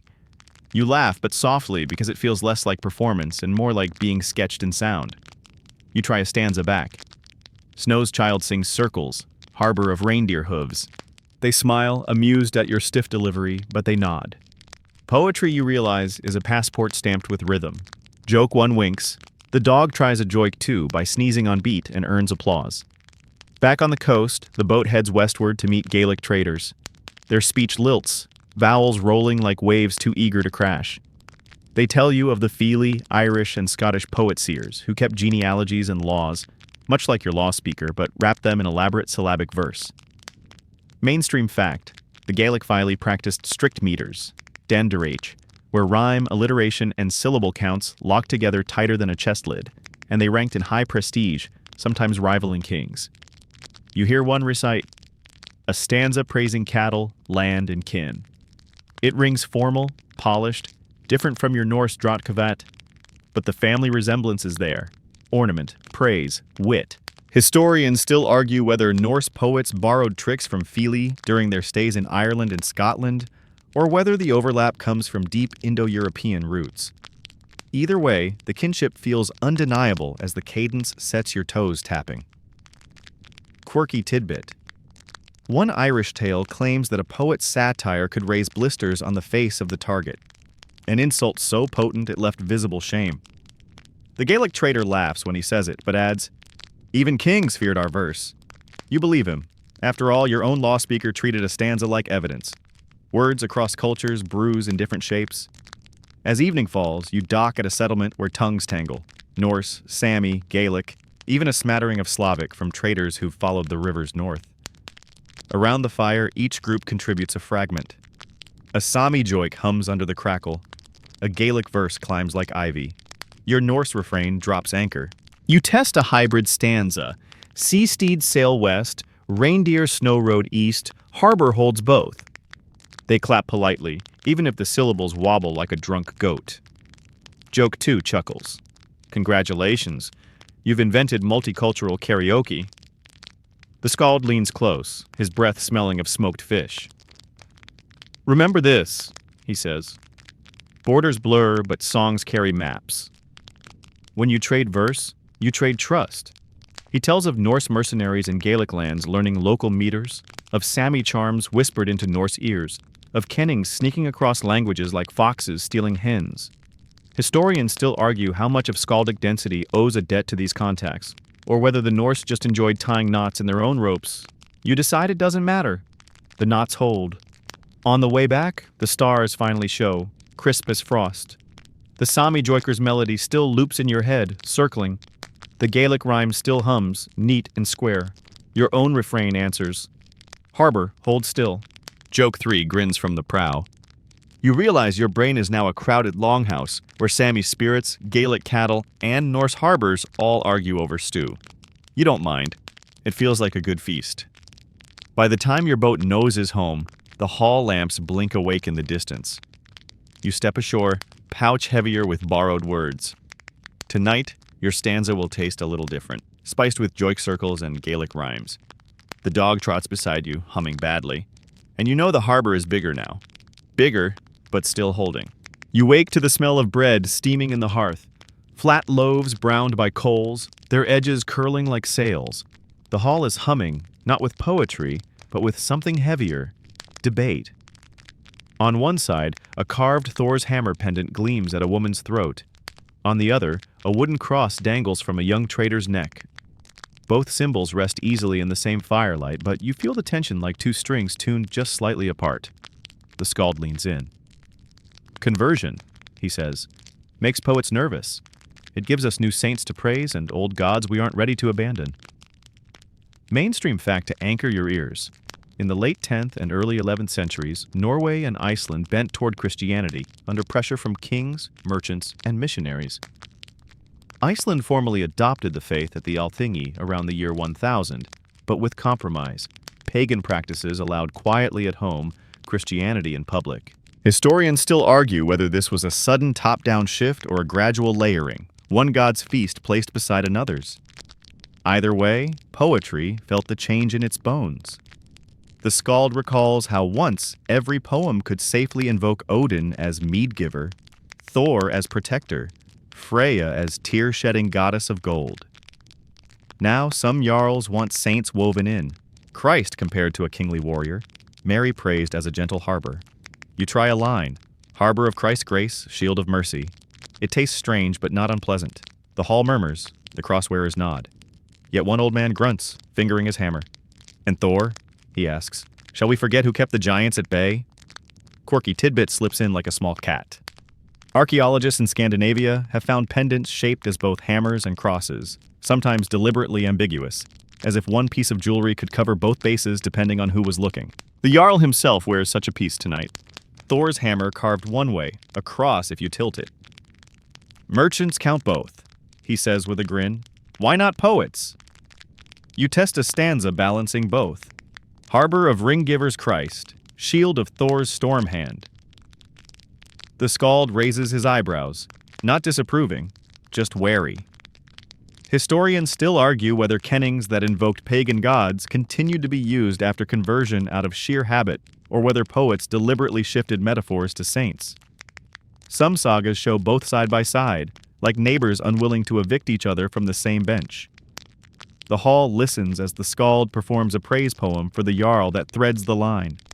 Half the kennings are old, Odin's gift, Thor's hammer, and half new, Saint's mercy, the cross as shipmast. It works, surprisingly. The rhythm carries both, and the jarl beams, pleased to be praised in stereo. Joke 1 taps the doorframe. You realize this hall is running a spiritual 2-for-1 special, and your verse just bought both. Later, around the embers, the skald tells you about the missionary Thangbrander, who traveled Iceland with sword and sermon. He fought duels, broke idols, and terrified farmers into baptism. One skaldkona, Steinun Refsdotter, mocked him with verses saying Christ had no power over the sea, while her gods could still calm waves. Historians still argue whether her words swayed anyone, or whether the story was preserved precisely because it was colorful resistance. Either way, her voice joins the conversation tonight. You ask if poets feared punishment for pagan kennings once Christianity took root. The skald shrugs. Depends on the audience. A bishop might frown. A farmer might cheer. A merchant might not care as long as you rhyme harbor with a profit.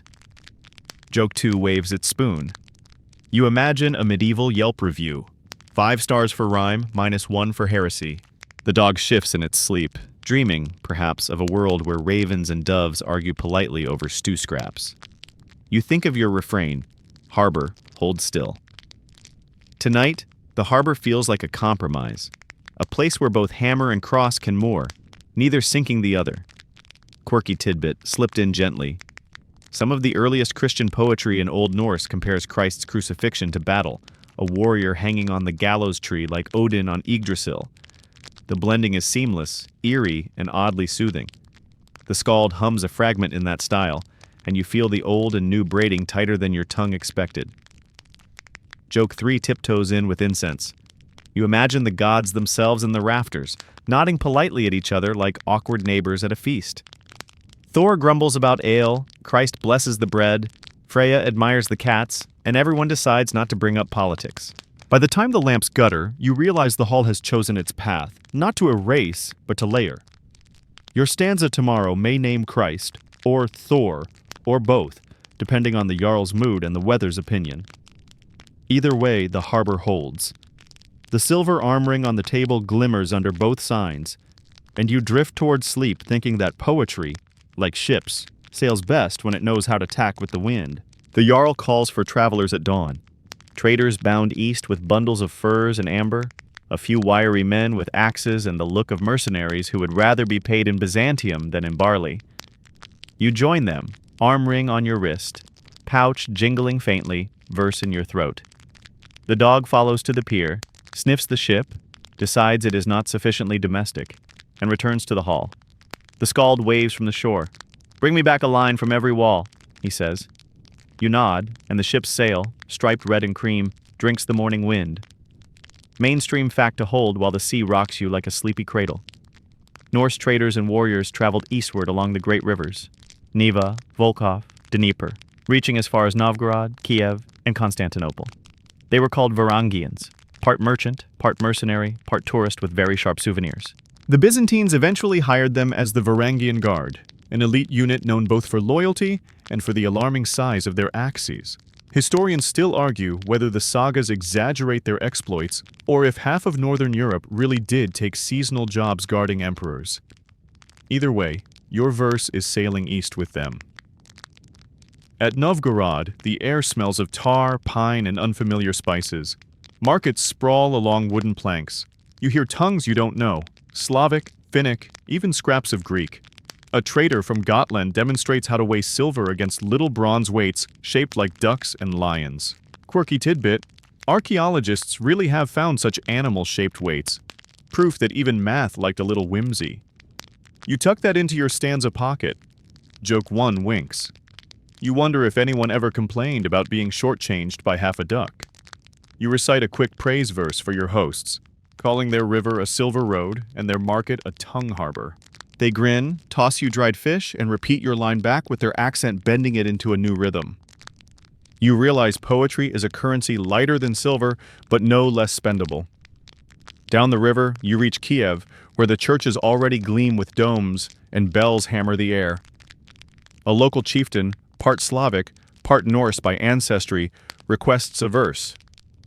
You give him one that names the Dnieper a foam ladder, each rapid a rung. He laughs, offers you bread, and corrects your pronunciation with the generosity of a teacher who enjoys watching foreigners stumble. Historians still argue how bilingual these communities were, whether Norse speech lingered or quickly melted into Slavic. Your ears say melted, but the rhythm remained.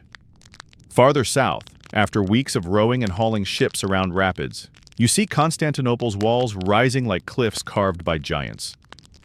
Hagia Sophia gleams in the distance, dome floating as if some god balanced it on a fingertip. You gape. Your tongue forgets its own meter. Quirky tidbit. In the graffiti of Hagia Sophia, scratched high on a marble balustrade, archaeologists have found Norse runes. One reading simply, Halfdan was here. Tourists, it seems, have always been the same. You run your hand along the stone and whisper your refrain. Harbor, hold still. Joke 2 tips its hat. You realize Halfdan basically invented tagging, a millennium early. Inside the city, you hear Greek hymns, elaborate and liquid, voices rising like incense. You try to follow but get lost in the melody's generosity. You scribble a note in your head, sea of syllables, endless tide. You wonder how to fit Byzantine flourishes into Drotkvat without it sounding like a drunk gull. Historians still argue whether Norse poets actually adapted Greek hymn styles into their verses, or whether they just gawked politely and went home with souvenirs. You, naturally, want to try anyway. At the Varangian guard barracks, mercenaries grin when you praise their axes. They call them Emperor's can openers, a kenning you decide not to use in official company. You trade stanzas with one burly guard who improvises surprisingly well. His line about gold rain on Shield Forest makes you nod with respect. He slaps your back hard enough to nearly eject your lunch. Joke 3 sighs. Apparently, good poetry is also hazardous to ribs. You leave graffiti yourself, not on Hagia Sophia's holy marble, but on a dock post near the harbor. Just your name, carved small with the bone tokens point, tucked beside dozens of scratches in dozens of hands. A quieter, humbler, I was here. You know storms will eat it eventually, but for now, it's part of the wood's memory. On the return voyage, you rehearse your stanzas. Foam ladder, silver road, dome like a fingertip. The ship rocks, gulls argue, the river's breath turns north again. You think of the skald's request. Bring me back a line from every wall. You've done better, you've brought back rhythms from every shore. The joik circles, the Gaelic rhymes, the Greek hymns, all nested in your Drotkvat like stowaways. By the time your fjord's cliffs come into view, the dog is waiting on the pier, tail slow, eyes suspicious of foreign smells. You kneel, scratch its ears, and recite your refrain. Harbor, hold still. Tonight the harbor is larger, full of domes, markets, duck weights, and graffiti that whispers from marble. And still, somehow, it holds. The fjord feels like a familiar blanket after the wide rivers and domes of the south. But the hall, though warm, is full of whispers tonight. Smaller, sharper words traded not in stanzas, but in little scratches. The skald beckons you to the bench by the door and sets down a handful of objects that look ordinary until you tilt them to the firelight. Bits of wood, bone combs, even a smooth piece of whalebone. Each carries faint runes, nicked quick as a cough. Everyday poetry, he says, the kind sagas forget to mention. Mainstream fact to anchor your hands. In Bergen, Norway, archaeologists uncovered hundreds of brigand runic inscriptions from the 12th and 13th centuries. Small messages scratched into wood and bone. Some are practical, trade notes, love letters. Some devotional, prayers, charms, and some delightfully silly, flirty rhymes, little jokes. Historians still argue whether similar casual writing thrived earlier in the Viking Age and just failed to survive, or whether literacy really blossomed later with towns and trade. Either way, the finds prove that runes weren't only for gravestones and grand monuments, they were for everyday secrets too. The skald hands you a fragment of pine plank. You tilt it, squint, and sound out the angular script. Kiss me, Ingeborg, if you want to. You blink, then laugh. The hall chuckles with you. Quirky tidbit tucked in. That exact phrase exists on one of the brigand sticks, proving medieval Norwegians had as much appetite for casual flirtation as anyone with a text message today. Joke 1 drops its hood. You mutter that apparently runes are just the ancient version of "you up?" and the room howls. Another piece. A comb. Its handle carved with runes that say something like, "Think of me." The skald says it was likely a gift from a suitor. You imagine the lover nervously carving by firelight, hoping the spelling survived their nerves. The dog yawns, unimpressed by romance, then rests its head on your boot. The Jarl produces a rune stick inscribed with a riddle: I am fire's child, I guard hair, I hate lice. The answer is, of course, the comb itself. Joke 2 sidles in with a grin. You decide that medieval Norwegians invented dad jokes and archaeology just accidentally preserved them. Some inscriptions get sharper. A bone piece reads, Thorer owns this stick. Thorer is unmanly. The skald winces. That's the dangerous kind, bordering on nid. He explains that carving an insult in runes could be as damning as shouting it in a hall, maybe worse, since the proof stayed behind like a witness who never left. Historians still argue how authorities treated such graffiti, whether it counted as slander under law or as ignorable pranks. You trace the grooves and decide that wood tattles long after mouths shut. You try carving a line yourself. The skald shows you how to hold the knife, wrist steady, strokes clean. You scratch, harbor, hold still. The letters look crude but legible. You feel oddly proud, as if you just whispered into the wood. The skald nods. Now the doorpost keeps your refrain, even if your tongue forgets. Quirky tidbit. Some rune sticks carry prayers to Mary or Christ alongside charms invoking Thor, both languages cozy in the same scratch. One fragment even includes a magical formula repeated backward and forward, like a verbal lock. You imagine someone carrying it in their pouch, fingers rubbing it smooth with hope. Later, someone produces a gossip stick, a scrap that says, roughly, Gita loves me, not you. The hall erupts in laughter, though Gita herself rolls her eyes. Joke 3 bows. You realize the first teenage drama didn't unfold on stage but on birch bark. As the night deepens, you see the everyday side of literacy, far from the saga's grand halls. Runes on a stick can be a love letter, a ledger, a curse, a shopping list. They are not lofty, but they are alive. They whisper between ordinary hands, cross markets, hide in sleeves. And in their scratches, you feel the heartbeat of people sagas rarely name: the flirt, the joker, the child learning their letters. The skald collects the pieces, sets them back in a pouch, and pats it as if it were a chest of silver. Words on walls matter, he says, but words on sticks tell you what walls never admit. You curl under your cloak, listening to the scratch of knife on wood as someone else carves a fresh message. You can't see it, but you know it's there. Another quiet voice joining the chorus. You whisper your refrain to the plank you carved earlier. Harbor, hold still. The wood keeps the words with a patience even memory envies. And you, half asleep, wonder if someone centuries from now will find it. Tilt it to the light and laugh. Just as you laughed at Kiss Me, Ingeborg. In that thought, you drift, tucked in by scratches, secrets, and a harbor that holds more than ships. The skald sits you down with something that looks less like inspiration and more like homework. A small bundle of vellum pages bound with string, covered in neat columns of words. He drops it on the table with a thump. Snorri's cheat sheets, he says, though Snorri Sturluson won't be born for another 2 centuries. Lists to keep your head from leaking. Mainstream fact to orient your patience. In the 13th century, Snorri compiled the prose Edda, part handbook, part myth anthology, part metrical catalog, Hadatal, that explained kennings, heiti, and dozens of verse forms. It's why modern readers even understand Drottkvat instead of staring at fragments like confused sheep. Historians still argue whether Snorri wrote as a practical manual for training poets or as a preservation project dressed as pedagogy. Either way, it's the closest thing to a medieval poetry for dummies. The skald flips through his bundle. Each page holds lists. One page, kennings for gold, Freya's tears, Sif's hair, fire of the sea. Another, names for battle, storm of swords, din of spears. He makes you chant them like multiplication tables. Storm of swords, din of spears. You feel like a schoolchild, which in this case is accurate. Joke 1 knocks politely. You grumble that poetry seems to have more homework than law, and the skald smirks, at least no one finds you for rhyme mistakes. Yet. He hands you another sheet, meter rules. Drottkvat again, 8 lines, internal rhymes, alliteration.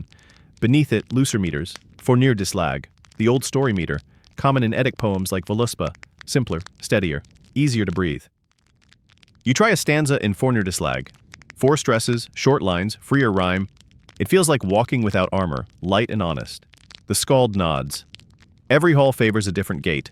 Quirky tidbit, some Thuler, mnemonic verse lists, survive in manuscripts, likely used just as you are now, reciting synonyms like charms.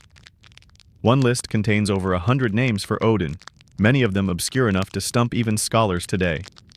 The skald recites a handful: All-Father, Raven God, Gallows Lord. He grins. 1 god, 3 wardrobes. Joke 2 stretches its shoulders. You wonder aloud if Odin invented branding before merchants did. You practice until your tongue feels like a tired oar. The skald makes you pair kennings into equations. Ship equals sign sea-steed, silver equals sign fire of the sea. Therefore, ship plus silver equals sign sea-steed's fire. He nods approvingly. Good. That's how you describe treasure hidden in a boat. You groan, but secretly you love the puzzle. Each solved line feels like fitting a beam into a ship. Snug, necessary. Historians still argue whether real skalds memorize such lists formally, or absorb them through constant exposure in hall after hall. Some evidence suggests apprentices like you studied systematically. Others suggest osmosis, like learning swear words without trying. Either way, your skald insists on drills. Muscle memory for the tongue, he says. So you don't drown when a jarl asks for a stanza mid-stew. He sets a challenge. 1 stanza using 3 kennings from today's sheet. You choose Storm of Swords, Freya's Tears, and Sea-Steed. You weave them into Storm of Swords sleeps, Freya's tears shine bright in Sea-Steed's hold. Harbor, hold still. It stumbles, but the skald nods. Better. The trick is not to force them. Let them slip in as naturally as bread on the table. Quirky tidbit number 2. Some kennings grew so common they became clichés mocked by later poets. Swan rode for sea, battle sweat for blood. One manuscript even warns against overboiled kennings, which you imagine served with too much salt. The skald laughs. Don't overboil. Listens better when it's simmered. Joke 3 joins with a ladle. Apparently stew is the ultimate metaphor for food and poetry alike. By lamplight, you copy a few lists onto a scrap of wood. The act of scratching runes to record kennings feels like reinforcing memory with scaffolding. You whisper them aloud, dog at your feet, each word a stepping stone. Sif's hair, Freya's tears, Whale Road, Battled in. The skald listens without interrupting, his smile tucked behind his beard. Before sleep, you rehearse your refrain. Harbor, hold still, and tack on a new variation. Harbor of words, hold still. The list for all their dryness feel like a harbor too. Safe, predictable, storing names until your tongue can fish them out. Tomorrow, maybe you'll sail freer. Tonight, you let the lists hold you like a quiet net. The skald wakes you with a grin and a jug. We've studied the law, the kennings, the lists. Now you must study the poets themselves, our awkward family portraits.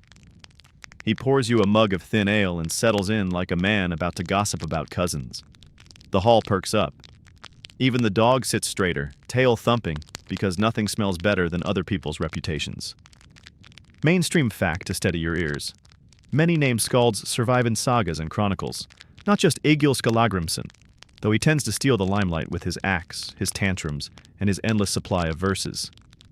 Court poets like Thjodolfr of Vinir, Bragi Bodasson, Hallfredr Vandrøydaskald, troublesome poet, and Sigvator Thordarson filled royal halls with flattery and footnotes to history. Historians still argue how much of their attributed verse is authentic or saga embroidery, but the names glow across centuries. The skald starts with Bragi Bodasson, the Old, who served 9th century kings and is credited with Ragnarsdrapa, a shield poem describing mythic scenes painted on a gift. He could make a shield into an entire saga, your skald says, and he had the decency to be born before everyone else, so he gets to be called the Old. Joke 1 knocks politely. You murmur that you'd rather be the adequate than the old, and the hall chuckles. Then Thjodolfr of Vinir, remembered for Ynglingatal, a genealogy of Swedish kings. Half myth, half history, all verse, says the skald. He recited deaths like entries in a cookbook, boiled, drowned, burned, crushed. You shiver, then grin. It's true. The poem catalogues royal deaths with a rhythm so calm it feels like bedtime reading. Historians still argue whether Ynglingatal was intended as sober history or playful mythologizing. Either way, it gave Snorri a backbone for his later sagas. Next comes Hallfredr Vandrei, troublesome poet. The skald relishes his nickname. Imagine being so irritating they write it on your resume. Hallfredr served King Olafur Tryggvason during Norway's conversion to Christianity. He wrote praise poems about the king but grumbled constantly about abandoning his old gods. His verses, the skald says, are half love, half lawsuit. Quirky tidbit. Some of Hallfredr's lines survive where he negotiates theology mid-stanza, calling Christ a warrior but still sneaking in kennings for Thor. Joke 2 sidles in. You imagine Hallfredr at a poetry slam, arguing with himself into the microphone. The hall shifts when Egil Skallagrimsson's name drops. Everyone knows Egil, the warrior, the hothead, the man who wrote a devastating elegy for his drowned sons, Sona Torek, that still breaks voices when recited. Your skald says softly, his axe was loud, but his grief louder. He tells the tale of Egil's head ransom, where Egil supposedly saved his life with a praise poem for King Eirik or Bloodaxe. Historians still argue if that story happened exactly as sagas claim, or if it was polished later to make Egil into the poster child for poetry's power. Either way, the legend stands. A stanza can rescue a head. The skald adds a fringe detail. Egil was said to have composed a curse poem, nailing it to a pole with a horse head to doom a rival. The sagas love the drama, though archaeology offers only hints. Lesson, the skald says, a stanza can feed you, free you, or frighten your neighbors. You nod, quietly promising never to nail your homework to livestock. He goes on, Gunnlaugur Ormstunga, serpent tongue, remembered as much for romantic rivalry as for verse. Sigvatar Thordarson, whose poems about King Olafur Haraldsson mix politics with piety.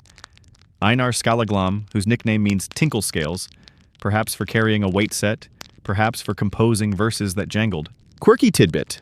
Einar's Velekla praises Earl Håkon of Norway, weaving myth and politics so tightly that later scholars still untangle it like fishing nets. Joke 3 strolls in with a mug. You remark that poets' nicknames sound like band names. Tinkle Scales opening for Serpent Tongue at the Mead Hall tonight. The hall laughs, and someone suggests the dog as percussion. Historians still argue whether these biographies are reliable or half-fiction. Sagas written centuries later may have reshaped these poets into archetypes: troublesome, tragic, loyal, biting. Yet the verses themselves, embedded in sagas, often carry authentic grit. Dense kennings, stubborn meter, the fingerprints of real voices. The skald reminds you, names last because words cling to them. He challenges you. Make a verse in another skald's voice. You attempt Hallfredr, half praise, half complaint. Christ's harbor holds, but Thor's hammer still hums. My tongue rose both. The hall laughs knowingly. The skald nods. Not bad. You've captured his storm. By the time the lamps blink, you feel you've inherited a family tree of poets. Some praised kings, some quarreled with gods, some mourned children, some got nicknames that made stew taste funnier. They are flawed, fierce, very human, and through them you glimpse your own path. You whisper your refrain, harbor, hold still. Tonight, the harbor holds not just your lines, but the entire unruly clan of skalds who sang before you, troublesome, tragic, tinkling, and true. The hall is quieter tonight, as if even the fire is speaking in a lower register. The skald calls you closer, voice softer than usual. Tonight we practice elegy, he says. Praise is easy. Everyone likes being alive. The harder craft is remembering the gone. The benches fall still. Bowls of stew sit untouched. You realize you're about to learn the gentlest and heaviest kind of verse. Mainstream fact to brace your heart. Skaldic poets composed elegies and memorial poems, often called erfidrapur, inheritance poems, recited at funerals or feasts to honor the dead. These stanzas praised lineage, deeds, and generosity, binding memory into meter. Egil Skallagrimsson's Sona Torek, composed after the drowning of his sons, is one of the most famous. Raw grief tempered by form, his pain pressed into drotkvat like storm into a jar. Historians still argue whether the full poem is authentically Egil's voice or later editing, but the weight of loss in its lines is undeniable. The skald lays out objects on the table: a carved ship model, a simple cloak, a broken oar. Every elegy needs anchors, he says. Things that remind, things that return. He nods toward the ship model. Describe it as if the man himself were still sailing. You try. Foam's steed still waits, though hand is gone from oar. The hall listens. You feel the hush lean closer. Joke 1 stumbles gently in. You whisper that your hand is shaking harder than the oar ever did, and the skald pats your shoulder with a smile that forgives. He teaches you to weave absence with presence. Not only he is gone, but we remember how he was here. He shows you a kenning. The bench misses him. You test it. Bench ghost, you say, where his cup once stood.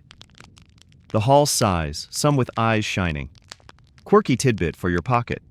In saga funeral descriptions, objects often play roles. Cups, cloaks, swords placed on ships or graves to remind the living of what the dead carried.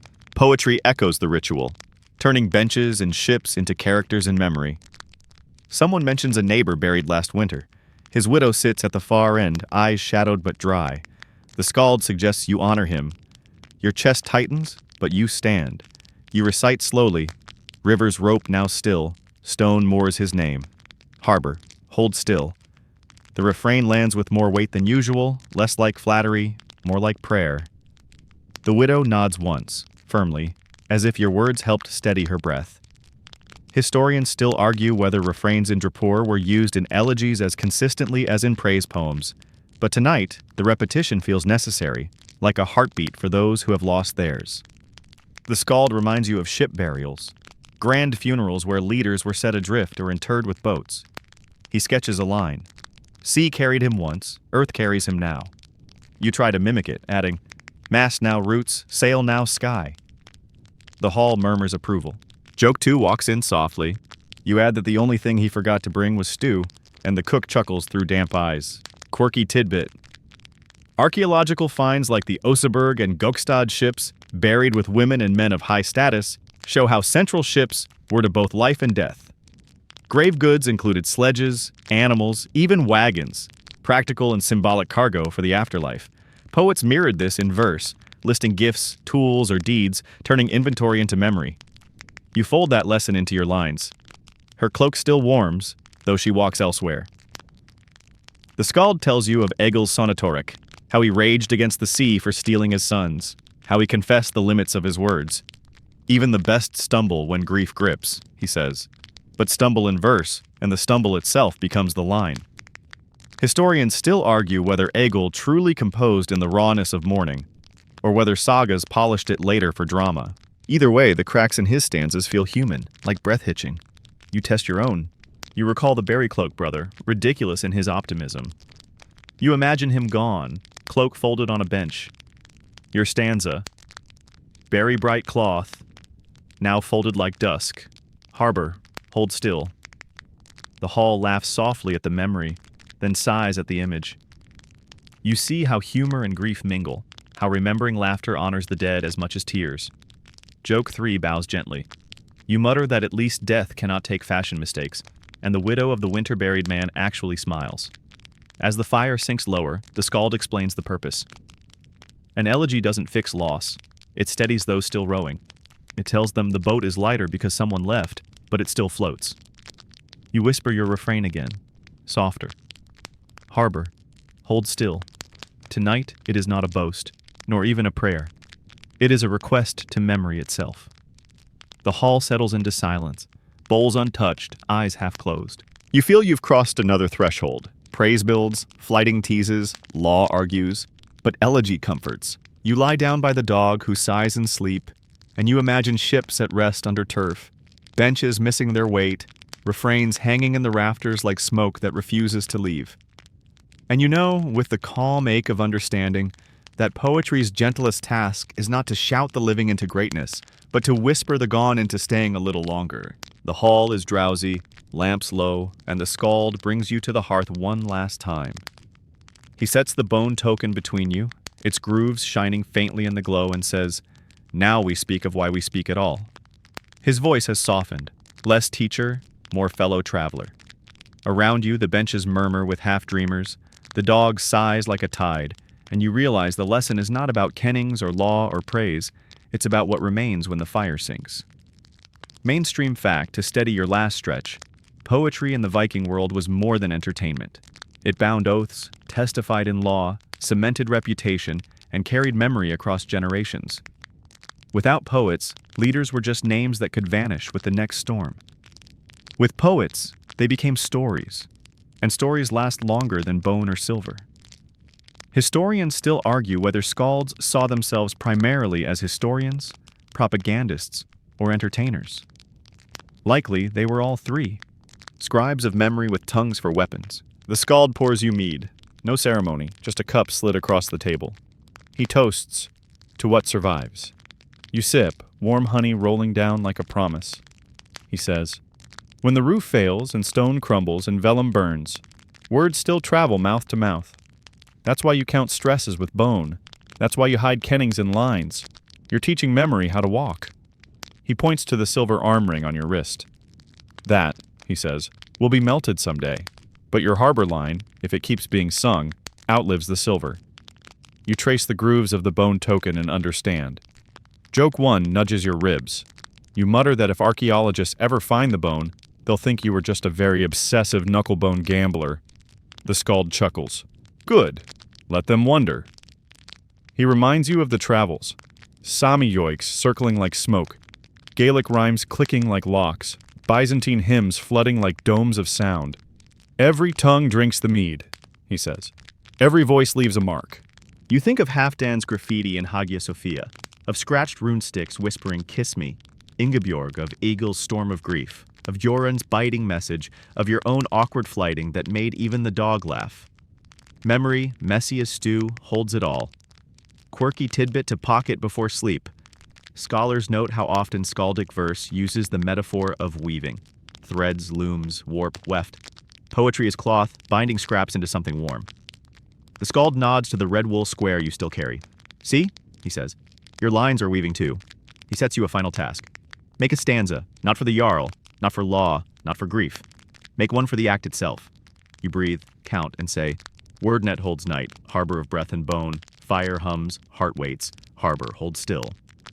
The hall sighs approval. The skald smiles, satisfied. Historians still argue whether skalds thought of themselves as immortal through verse, or just as craftsmen doing a job. The truth, perhaps, is both. You feel the weight of that paradox settle like a cloak on your shoulders.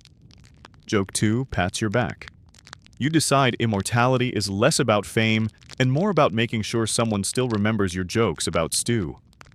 The fire collapses into red hush. The dog curls tighter, the hall breathes slower. The skald whispers, "You've learned the path.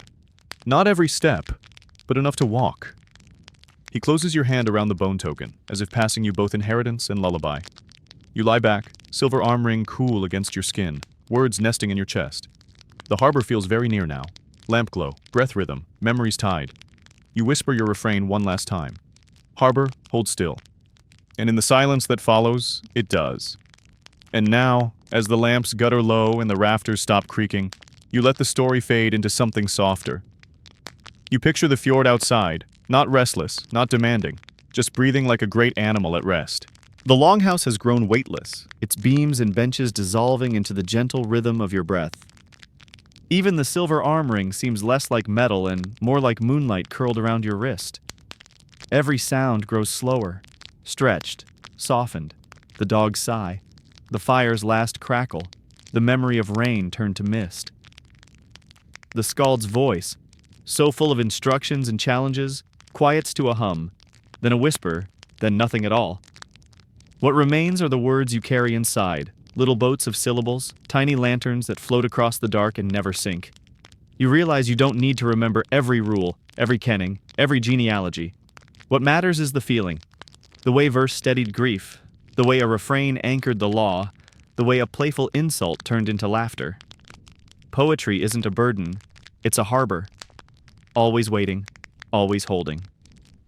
So you let your body grow heavy, your mind lighter.